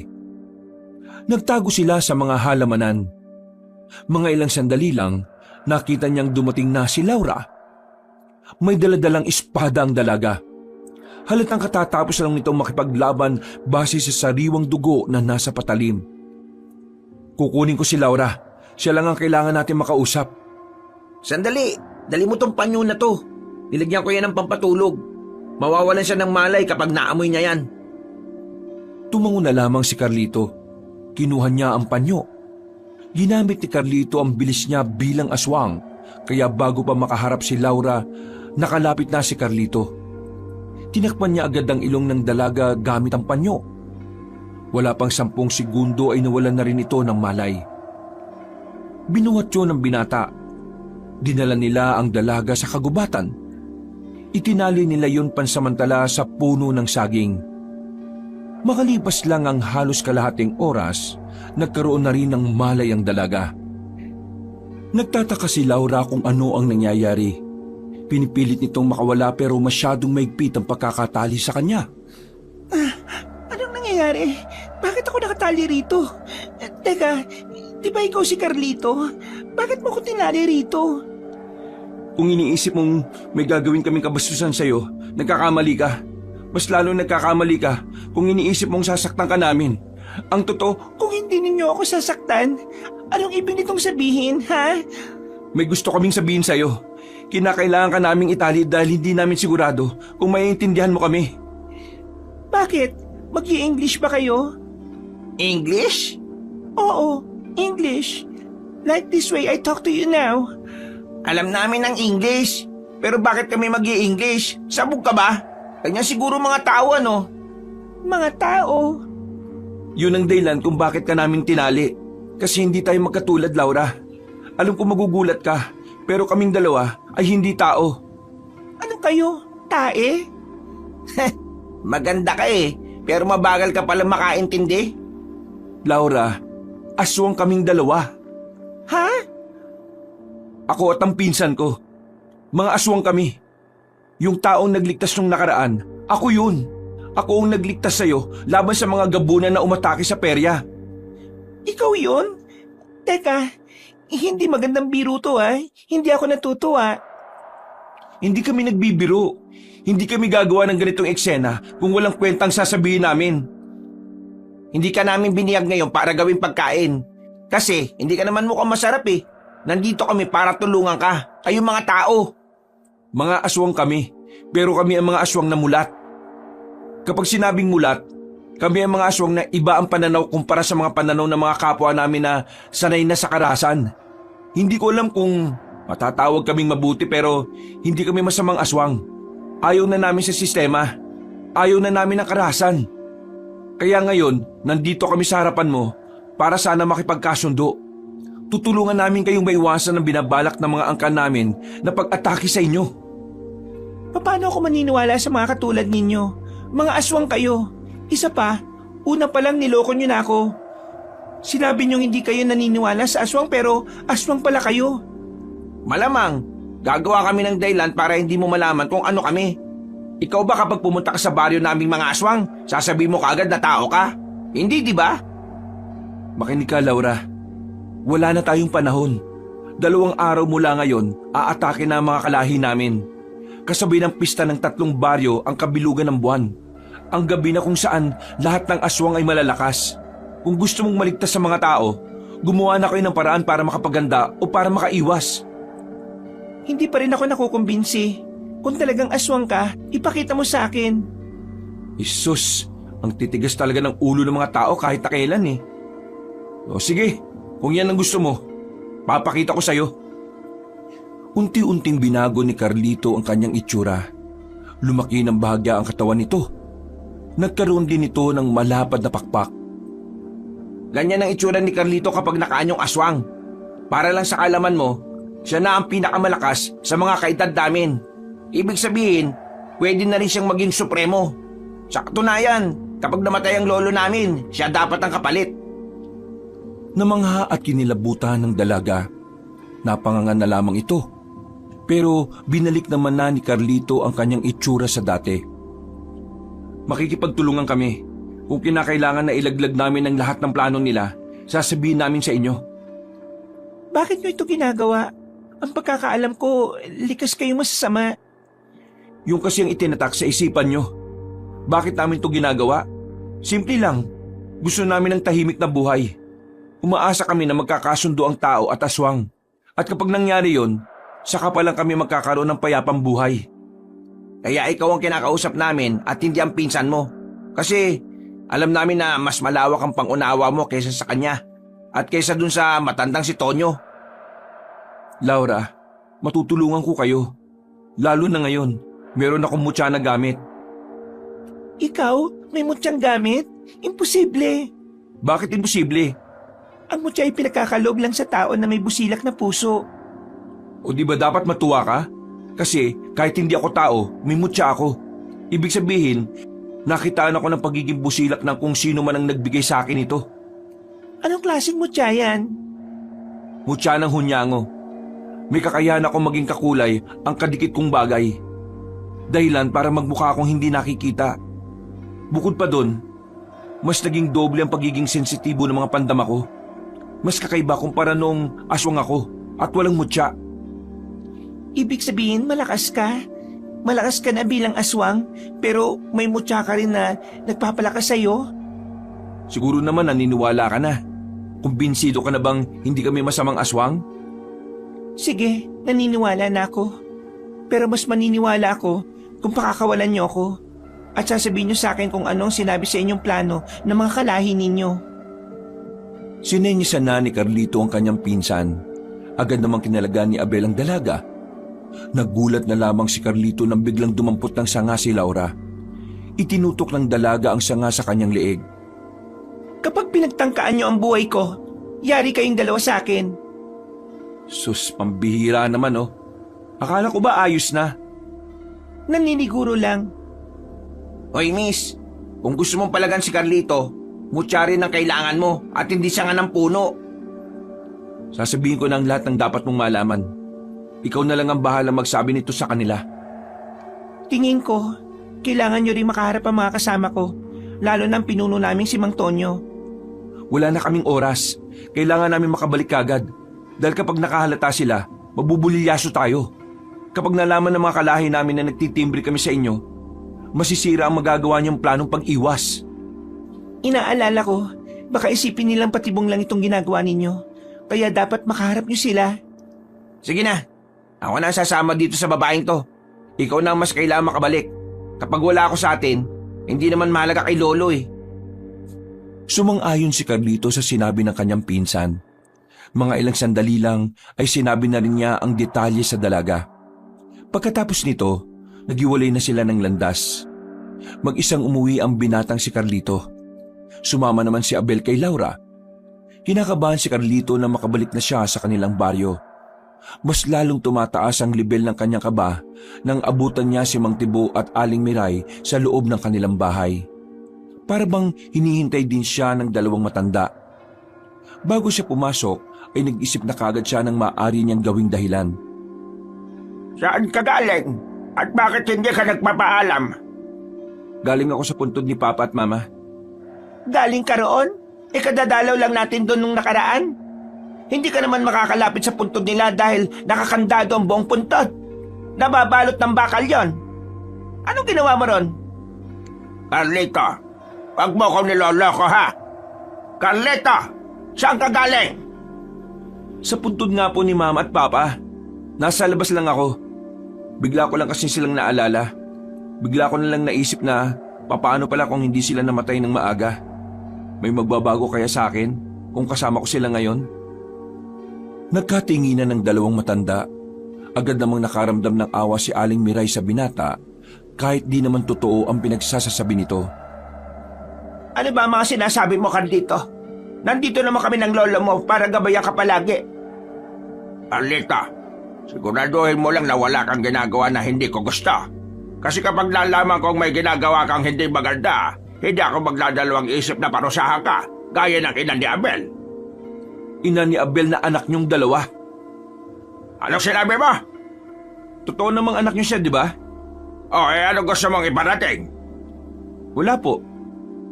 Kapasok na po ako sa kwarto ko. Gusto ko na po magpahinga. Nakakuyumang kamao na matandang si Mang Tibo. Buti na lamang ay umalis na rin ang binata dahil baka sapakin pa siya ng kanyang lolo. Pagpasok niya sa kanyang kwarto, agad niyang kinuha ang mutya ng hunyango. Kumuha siya ng tali at ikinabit sa itim na perlas. Sinuot na niya yon sa kanyang leeg. Sa puntong ito, naisip niyang malaki ang may tutulong sa kanya ng mutyang yon, na sana tulungan siya ng mutya para maisagawa ang lahat ng kanyang ninanais. Para maghari ang kapayapaan sa pagitan ng mga tao at ng mga aswang. Sa kakaisip ng kung ano-ano, nakaramdam na rin ng antok ang binatang si Carlito. Tanghali na nang magising siya sa malakas na yugyug ni Abel sa kanya. Agad siyang napabangon at saka iritadong nagsalita. Ano ba? Yugyug ng yugyug eh. Lalim ng tulog mo, parang hindi ka aswang ah. Bakit ba? May problema ba? Ay, ano nga pala nangyari sa lakad mo? Ayos naman, wala naman silang ginawang masama sa akin. Pero pakiramdam ko, hindi pa rin sila kumbinsido. Lalo na yung pinuno ng mga manunugis, yung si Mang Tonyo. Ang mahalaga, nagpakita ka sa kanila. Ngayon, intindi natin si Lolo Tibo. Tingin ko, naghihinala siya sa akin. Magiging limitado lang ang galaw ko. Kaya wala na ako magagawa kundi gamitin ang kakayahan nitong mutya. Kailangan natin mag-ingat kay Lolo. Kapag nalaman niyang nagtataksil tayo sa lahat ng aswang, kamatayan agad ang ipapato niya sa atin. Baka siya pang mismong pumugot sa ulo natin eh. Napabuntong hininga na lamang si Carlito. Aminadong kinakabahan pa rin sa mga maaaring mangyari. Pero para sa kanya, wala na siyang dahilan para umatras pa. Takong 12:00, lumabas sila ng bahay. Hinanap nila si Mang Tibo, pero hindi nila yun nakita. Kahit si Aling Miray, hindi na rin sinasabi kung nasaan ang lolo nila. May hinala na si Carlito na ang matandang si Mang Tibo ay nasa konseho na naman. Bagay na sasamantalahin na naman ni Carlito para makipagkita kay Laura. Ayon kasi kay Abel, gusto siyang makausap ng pinuno ng mga manunugis. Tanghaling tapat, umalis sila ng kanilang baryo. Kampante silang walang nakakita sa kanila dahil ginamit nila ang mutya ng hunyango. Agad silang nakarating sa baryo na Magsaysay. Pinapasok naman agad sila nang sunduin sila ni Laura. Dinala sila ng dalaga sa bahay ni Mang Tonyo. Naroon din ang ilang opisyal na mga manunugis. Ang iba ay seryosong nakatingin sa kanya. Ang iba naman ay masama ang tingin na para siyang kakainin. Kagaya na lamang ng binatang si Isagani. Nasabi na sa akin ang pinsan mo, pero gusto rin kitang marinig magsalita. Hindi ko kasi nakala na isa ka palang aswang. Mukha ka lang kasing tao nung una natin pagkikita eh. Dahil sa singsing na suot namin, kaya hindi aalingasaw ang amoy namin. Kahit ang presensya namin bilang aswang hindi rin mararamdaman ng mga kagaya ninyo. Maging ang langis ng lana, hindi rin kukulo. Inimbento ito ng tatay ko na namatay sa labanan noon. Ang singsing na ito ay siguradong suot ng mga kalahay ko sa gabi ng pag-atake nila. Hindi nyo sila mararamdaman, kaya mabibigla na lang kayo sa mga mangyayari. Kaya naman, gusto ko na bukas ng gabi, sana'y umalis na kayo. Mas magandang wala na kayo dito bago sumapit ang umaga, bago magpista. Ganon din ang mga tao sa kabilang mga baryo. Hindi madali ang sinasabi mong lisanin ng mga baryo. Wala nang oras. Hindi rin papayag ang iba. Ang gusto kong marinig mula sa iyo ay kung meron kang masasabing kahinaan ng mga kalahi mo. Dahil kung talagang gusto mong pigilan ang karahasan nila, sasabihin mo ang kahinaan nila. Plano namin kami ang lulusob sa baryo ninyo bago ang pista. Sa kasamaang palad, ang alam ko lang na kahinaan ng mga pangkaraniwang aswang ay ang pilak na punyal, palaso, o kahit na anong sandatang may pilak. Madali silang mamamatay kung pilak ang gagamiting sandata. Pagdating sa Supremo, wala akong alam na kahinaan nila. Hindi sila masyadong nakikihalubilo sa mga mabababang uri o sa mga hindi nila kalibel. Ang lolo mo, sabi nitong pinsan mo, Supremo siya. Hindi ko nga rin alam kung anong kahinaan niya Imposible! Lolo mo, siya na ang nagpalaki sa'yo tapos hindi mo alam. Mang Tonyo, magtitiwala kayo rito? Baka mamaya, patibong lang ang latang ito. Pinagkaluban ako ng mutya ng hunyango. Tingin mo, kung masama akong nilalang, bibigyan ba ako ng mutya? Nanahimik ang binatang si Isagani. Sinaway na rin ito ni Mang Tonyo. May katwiran nga siya. Ang mga mutya ay pinagkakaloob lang sa mga nilalang na may busilak na puso. Pero ang gusto kong malaman ngayon ay kung ano ang gagawin natin. Ibibigay mo sa akin lahat ng impormasyon ng lugar ninyo na mga maaari naming makaharap. Lahat ng dapat kong malaman. Kapag nagawa mo yan, magtitiwala na ako sa iyo. Handa kong ibigay ang lahat ng dapat ninyong malaman. Pinapasok na siya ni Mang Tonyo sa loob ng bahay. Nag-usap sila ng masinsinan ng silang dalawa lang. Pinaliwanag ni Carlito ang pasikot-sikot sa gubat at kung anong klase ng baryo ang kinalalagyan ng mga aswang. Noong mga sandaling yun, unti-unti na rin nakukuha ni Carlito ang tiwala na matandang si Tonyo. Kahit na papaano, nawawala na rin ang kanyang kaba. Makalipas lang ng halos 1 oras, natapos na rin ang kanilang pag-uusap. Planchado na ang mga bagay-bagay. Pulido na ang kanilang plano. Maraming salamat at hindi kayo gaya ng ibang aswang. Mang Tonyo, sakaling hindi ko kayo makita bukas ng gabi sa tinakdang oras, isa lang ang ibig sabihin nun, nabihag ako ng sarili kong angkan. At kapag nangyari yon, mas maaga kayong lumusob. Kailangan nyo akong iligtas. Hanapin niyo ang konseho. Tsaka kung doon ako dadalhin para litisin. Kapag nailigtas niyo ako mismo ang haharap kay Lolo Tibo. Hindi niyo siya kakayanin. Siya lang ang aswang na sa tingin ko, walang kahinaan. Tumango na lamang si Mang Tonyo sa kanyang sinabi. Lumabas na rin sila ng silid at saka tuluyang diniklara ni Mang Tonyo ang kasunduan.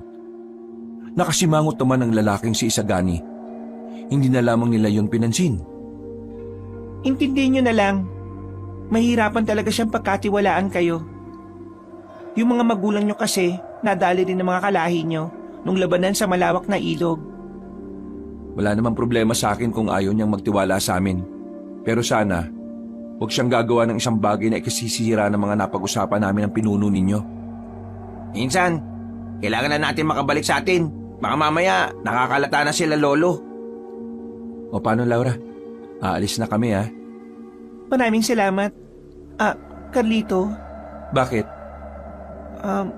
wala. Sige, mag-ingat ka. Dalawa kami, siya lang mag-iingat. Kung sa bagay, hindi naman ako kasali sa landian ninyo. Tara na nga, Insan! Natawa na lamang si Carlito sa sinabing yun ni Abel. Naglakad na rin sila palayo.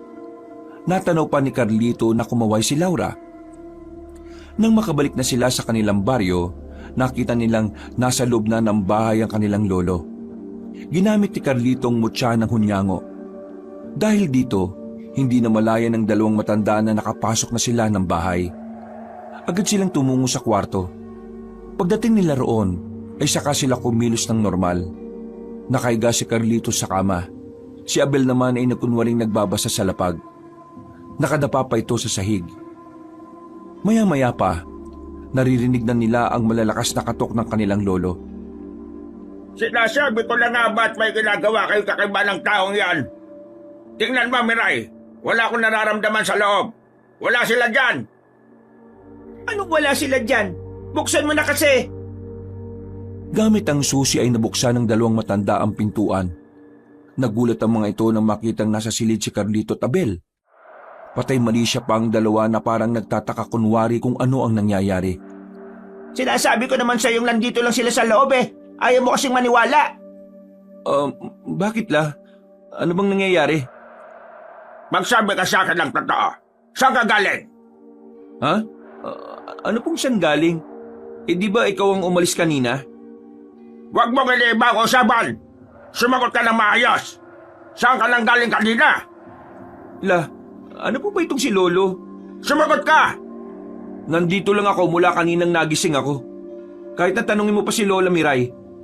Hindi naman ako lumabas ng bahay eh. Totoo po ang sinasabi ni Carlito. Nandito lang po kami, Lo. Manahimik ka! Hindi ikaw ang kausap ko, Ilodel! Tibo naman, huwag mong ganyanin si Abel. Totoo naman kasi ang sinasabi nila. Hindi sila lumabas ng bahay. Nandyan ako sa sala magdamag. Wala akong nakitang lumabas. Si Abel lang ang nakita kong pumasok sa silid ni Carlito. Pero hindi na sila lumabas. Galit na galit si Mang Tibo. Hindi nito matanggap na nagkakamali siya ng hinala. Hindi ako maaaring magkamali sa hinala ko. Alam kong lumabas ka ng bahay. Carlito, kapag napatunayan kong may ginagawa kang hindi ko magugustuhan, humanda ka sa akin! Bakit ba ganyan ang iniisip niyo sa akin, Lo?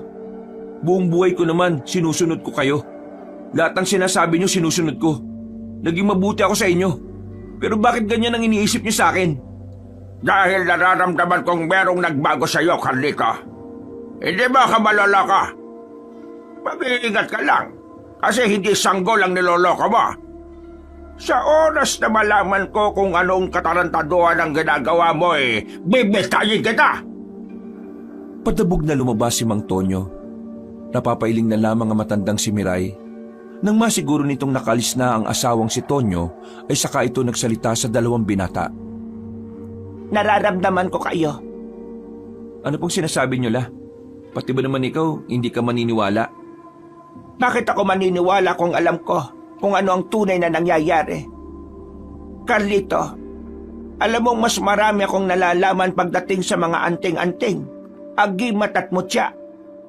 Pinag-aralan ko ang mga yan para alam natin kung papaano lalabanan ng mga manunugis. Kaya naman, hindi mo ko pwedeng lokohin, Carlito. Nararamdaman ko ang mutya. Nararamdaman kong yon ang ginagamit mo para makaalis kanina nang hindi kita nakikita. Mutya ng hunyango ang ginagamit mo. Nanlaki ang mata ni Carlito nang marinig niya ang sinabing yun ng kanyang lola. Natataranta ang dalawang binata. Dali-dali isinara ni Abel ang pintuan. Kung alam niyong tungkol sa mutya, alam niyo rin ba ang ginagawa ko? Alam ko ang lahat. Kung alam niyo ang ginagawa namin, bakit hindi niyo ako pinipigilan? Bakit hindi niyo ako sinumbong kay Lolo? Dahil hindi ko nakilala ang lola mo. Ibang-iba na siya sa dati. Masyado na siyang nilalamo ng pagnanais ng ubusin ng mga tao. Mas marahas na siya ngayon. Hindi na siya nakikinig sa akin. At higit sa lahat, ayaw ko na sa sistemang ito. Gusto ko na lang din mahimlay ng may mapayapang kinalalagyang lugar. Ibig niyo pong sabihin, Lola, pabor kayo sa ginagawa namin? Alam kong ginagawa niyo lang naman ang tingin niyong tama, kaya hindi ko kayo pinipigilan. Kung ganun, sumama po kayo sa amin. Hindi pwede. Kapag nawala ko sa tabi ng lolo ninyo, mas lalo siyang mapapraning. Mas lalo niyang iisipin na may nagtataksil sa kanya. Makakasira pa ako sa mga plano ninyo. Pero kukunin ka namin, Lola, kapag lumusob na ang mga manunugis dito. Ngumiti na lamang ng papilit na matandang babae, pero sa kaloob-looban nito ay namamayani ang pagkabahala. Mabilis na lumipas sa mga oras, sumapit na rin ang kinabukasan. Umaga pa lang, ramdam na nilang tila aligagana ang mga aswang sa kanilang baryo. Nung sandali ding yon, nanatili lang sa loob ng bahay si Carlito. Pakiramdam niya kasi ay may nagbabantay na sa kanila. Ramdam ni Carlito ang mga presensya sa paligid. Nasa bakuran lamang siya habang nakatambay. Hawak niya ang gitara habang naghihintay sa kanyang pinsang si Abel. Yung kasi ang pinaalis niya para magmanman sa buong paligid. Mga ilang sandali lang, nakita na rin niyang dumating si Abel. Agad silang pumasok sa loob at pabulong na nag-usap. Insan, kailangan mo nang umalis ngayon. Ha? Bakit? Ano bang nalaman mo? Naghihinala na ang buong konseho sa'yo. Isa sa mga gabunan na nakalaban mo nung niligtas mo si Laura. Sinasabing taga rito ang aswang na taksil. Napaisip si Lolo Tibo. Unang pumasok sa isip niya, ikaw. Tama ba narinig ko? Kailangan mo nang umalis. Opo, Lola. Pinaghihinalaan na siya ng konseho. Mismong si Lolo Tibo ang naglaglag sa kanya eh. Hindi ako aalis. Kapag umalis ako, mas lalo lang iisipin ni Lolo na ako nga ang nagtaksil na aswang. At kapag naisip niya yon, baka magbago ang plano nila. At kapag nagbago ang plano nila, masisira naman ang pinaplano namin ni Mang Tonyo. Pero Insan, mapapahama ka. Baka dakbin ka kagad nila ngayon. Hindi nila ako pwedeng hulihin. Hanggat wala silang matibay na ebidensya, mananatili akong inosente. Lolo, ayaw pa makinig eh. Sabihan niyo na nga po. Hindi. Tama si Carlito.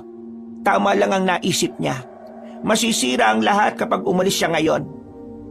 Mananatili ako rito hanggang mamayang gabi. Saka lang ako aalis kapag parating na ang mga manunugis.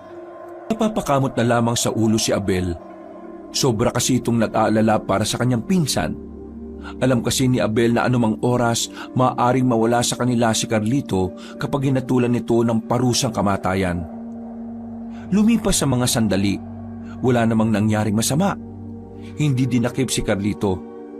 Walang kahit na anumang senyales ng panganib. Pero kahit na ganon, nakakaramdam pa rin ng kaba si Carlito. Nakakabahala ang pagiging kalmado ng sitwasyon. Dakong alas 5 na ng hapon, 2 oras bago ang napag-usapan nila ni Mang Tonyo, tumitingin-tingin siya sa labas. Hindi niya alam kung bakit parang nawala na ang mga nagmamasid sa kanya. Nang subukan niyang paganahin ang mutya ng hunyango, lumabas ang kanyang pandinig at pakiramdam. Narinig niyang paparating na sila Mang Tibo kasamang ilang mga aswang na mula sa konseho. Abel, umalis ka na rito. Abisuhan mo na kagad sila, Laura. Oh, bakit na naman? Paparating na sila para dakpin ako. Iwan mo na kami ni Lola dito. Umalis ka na, bilis! Wala nang sinayang na sandali pa si Abel. Umalis na ito ng bahay. Habang lumalapit naman sa kanya ang lola niyang si Miray, hinawakan siya nito sa kamay. La, kailangan mo umaktong wala kang nalalaman ha. Ayaw kitang madamay.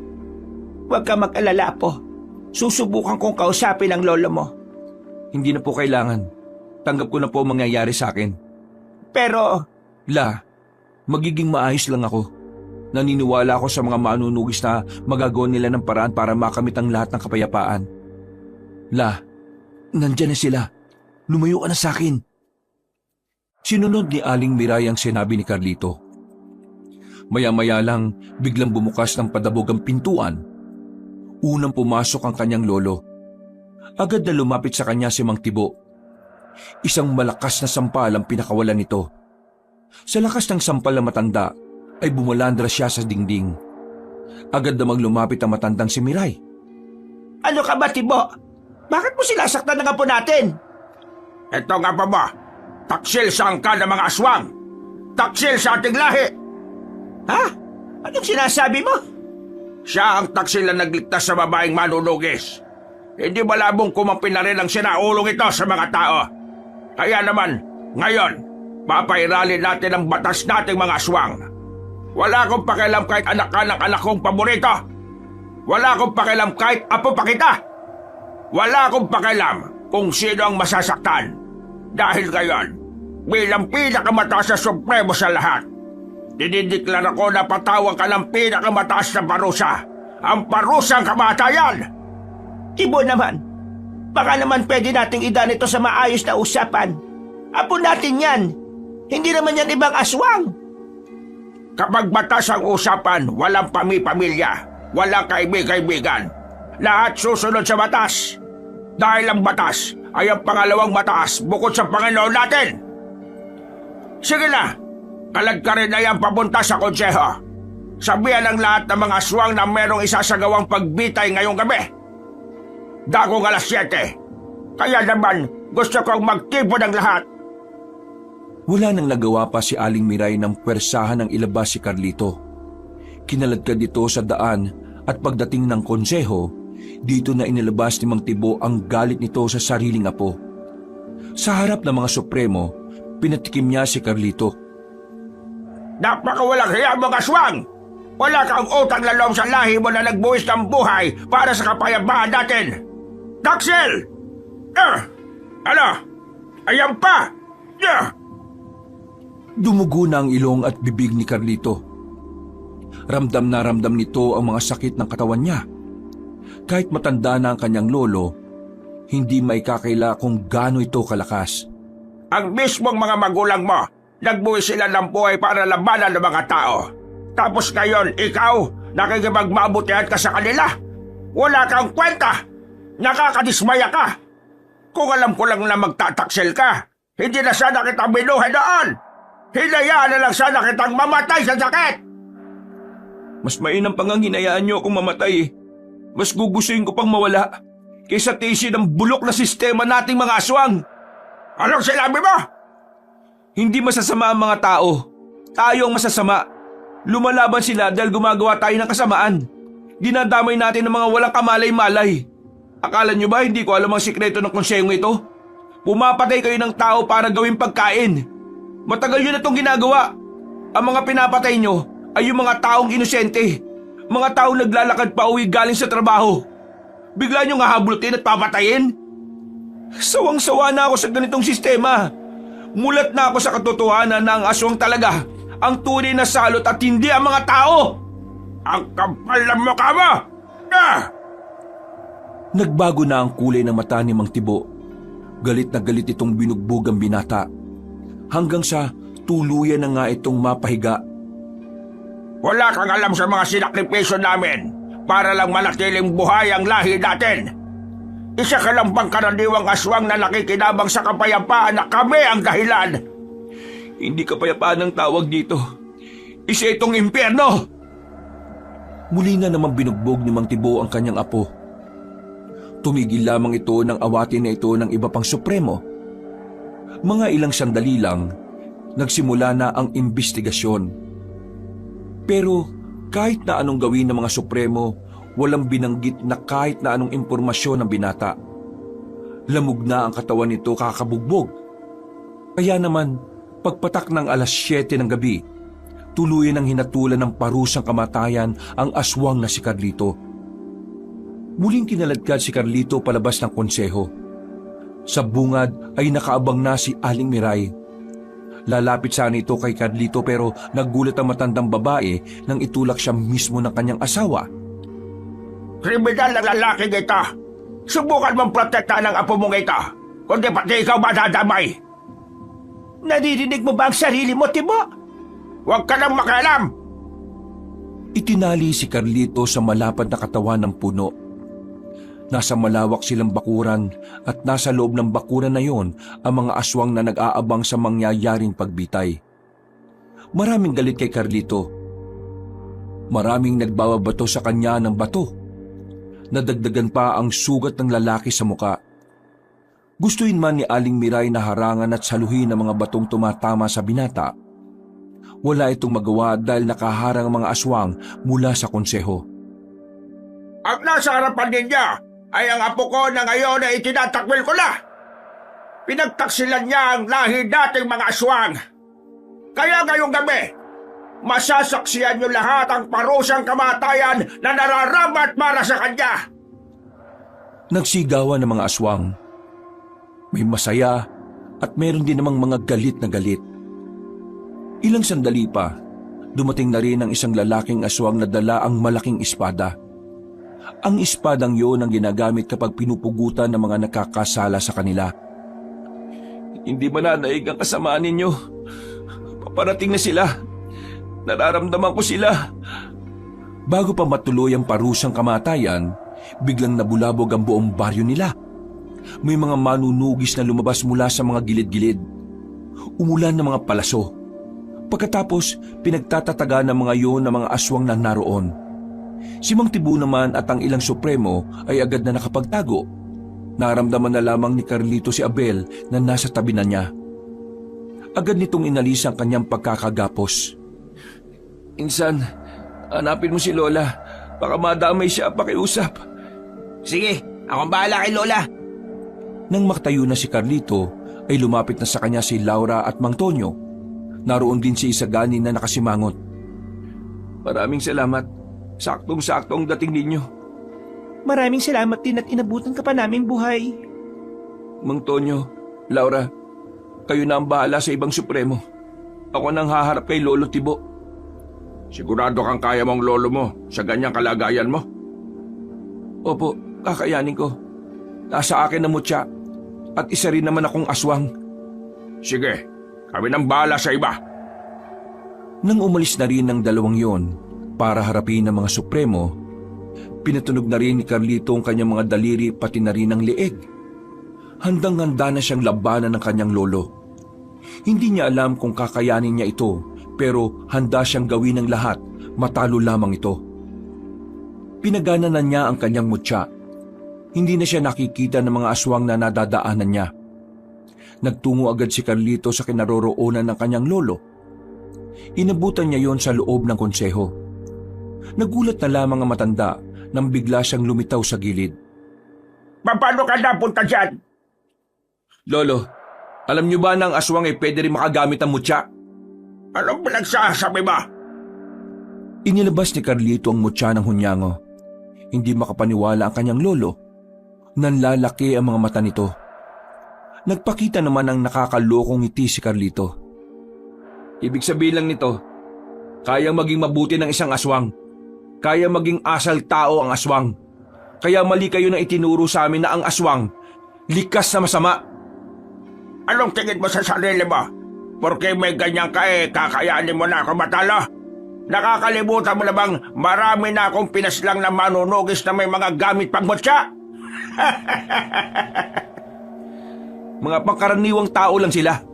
Ang nasa harapan mo ngayon ay ang kauna-unahang aswang na nakakagamit ng mutya. Unti-unting nagbago ang kutis ni Carlito. Naging kakutis na niya ang hunyango. Para ding may kaunting kaliskis. Humaba rin ang kuko ni Carlito. Pero bukod pa rito, lumabas na rin ang malapad na pakpak ng binata. Tila naghalo na ang pagiging hunyango niya at ang pagiging aswang. Marami ka pang kakaining manok, Carlita. Hindi mo ka matasala. Nagbago na rin ang anyo ang matanda. Pinalabas na rin nito ang malapad ding pakpak na kulubot na ang lahat. Sabay silang lumipad sa ere. Nagsagupaan sila sa itaas.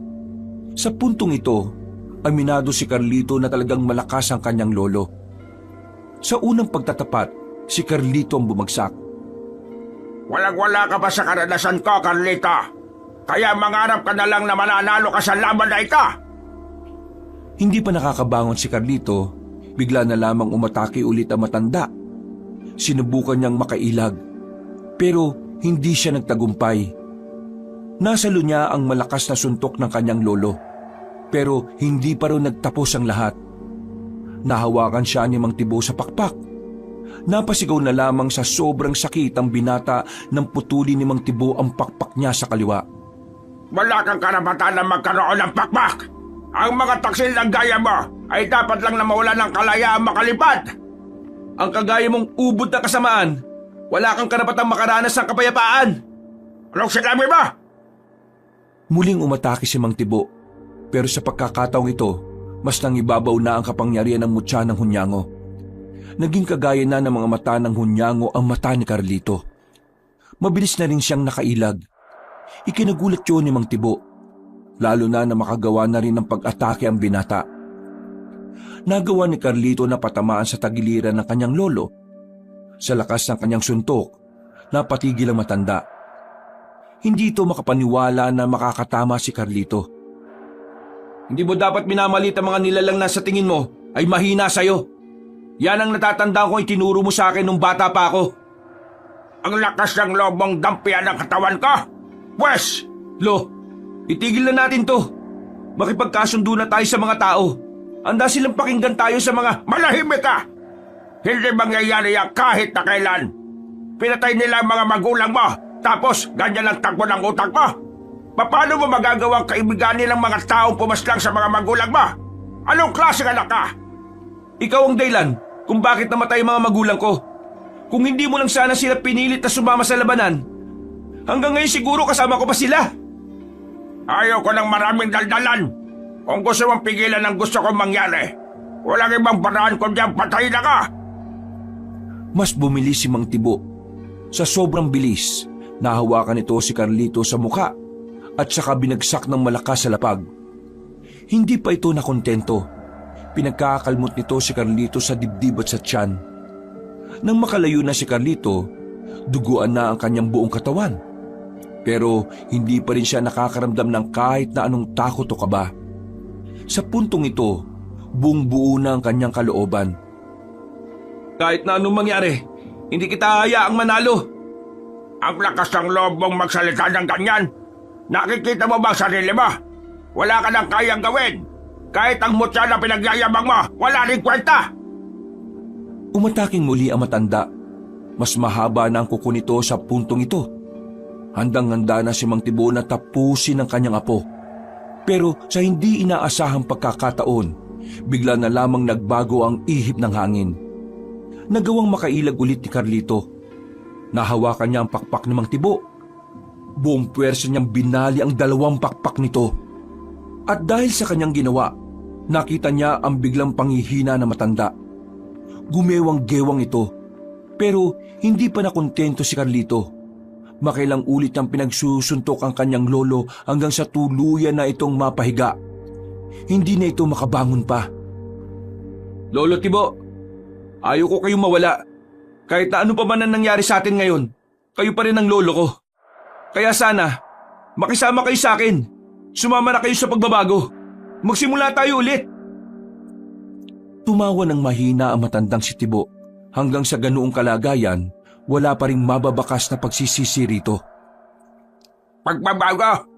Marami ka pa talagang hindi alam sa tunay na buhay, Carlita. Hanggat may mabubuti ay laging may masasama. Habang pinapangarap ng iba ang kapayapaan, may mga buhay na dapat na mawala. Walang madaling tagumpay. Lahat kailangang may magbuwis ng buhay. Walang pagbabago sa mundong ito dahil ang liwanag at dilim kailanman ay hindi magiging isa. Nabuo sila sa mundong ito para kontrahin ang isa't isa. At yun ang kailanman ay hindi mo na mababago. Kakayanin nyo magbago kung gugustuhin nyo. Magsasayang ka lang ng laway mo. Dahil kahit anong sabihin mo, mananatiling buo ang pananaw ko. Sumuka na ng maraming dugo ang matanda. Paulit-ulit na itong umubo. Tumitirik na rin ang mga mata nito. Noong mga sandaling yon, inakala ni Carlito na mamamatay na ang kanyang lolo. Hindi na niya napigilan ng kanyang sarili na hindi mapaiyak. Alam niyang masasaktan din ang kanyang lolo sa oras na malaman na mawawala na si Mang Tibo. Pero wala nang magagawa pang binata. Batid din naman niya na ang pangyayaring yon ay kabayaran lang din sa lahat ng kasamaan ni Mang Tibo. Ganoon pa man, meron pa rin siyang sakit na nararamdaman. Kahit wala na siyang matandaan na may masaya silang alaala ni Mang Tibo, mahal niya pa rin na matanda. Lo, patawad. Dahil kailangan kong gawin to. Tuluyan ang hindi gumalaw ang matanda. Pagtalikod ni Carlito, biglang bumangon si Mang Tibo. Akmang sasaksakin na siya nito ng mahahabang kuko nang biglang may bumaon na palaso sa bandang ulo na matanda. Nakita na lamang ni Carlito si Isagani sa gilid. Napahagulgol na lamang si Carlito. Alam niyang tama lang naman ang ginawa ni Isagani. Kasi kung wala ito, baka siya pa ang namatay. Noong mga sandaling yon, bumuhos ang luha ni Carlito. Naramdaman na lamang din niyang nasa tabi na pala niya ang kanyang lola at pinsan. Kasama na niyang umiiyak ang mga ito. Ganun pa man, kailangan nilang tanggapin ang mga nangyari. Naipanalo nila ang laban. Natalo nila ang mga aswang. Sa puntong yon, kahit na papaano ay napanatag na rin ang kalooban ni Carlito. Dahil sa wakas, alam niyang magkakaroon na ng kapayapaan. Mula nang matalo na nila ang mga masasamang aswang, nagkaroon na ng kasunduan. Nilagdaan ni Aling Miray ang kasunduan sa pagitan ng mga mabubuting aswang at ng mga tao. Sa pamamagitan nito, makakapamuhay na ng normal sila Carlito. Hindi sila gagalawin ng mga manunugis at hindi rin naman nila pwedeng galawin ng mga tao. Dahil wala na rin naman ang mga aswang sa baryo, pinasunog na lamang yon ni Aling Miray. Lahat ng bahay ay inabo ng apoy. Habang silang maglola naman, mas pinili na lamang mamuhay sa malayo. Nagtungo sila ng Maynila. Doon nila naisimula ng kanilang buhay bilang mga aswang na mabubuti. Sinubukan nilang mamuhay ng normal. Hindi naging madali para kay Carlito nakalimutan ang mga nangyari. Pero dahil kasama niya si Aling Miray at Abel, kahit na papaano ay kinakaya niya ang bawat araw na dumadaan. Sa ngayon, na kay Carlito pa rin ang mutya at alam niyang magagamit siya pa yon sakaling may mga kapwa-aswang na naman ang magtatangka sa buhay ng mga tao. Nagkaroon ng patuloy na pag-uusap sina Carlito at Laura. Hindi nawala ang kanilang komunikasyon. Nararamdaman ni Carlito na magkakaroon ng panibagong yugto ang kanyang buhay kasama si Laura. Wakas,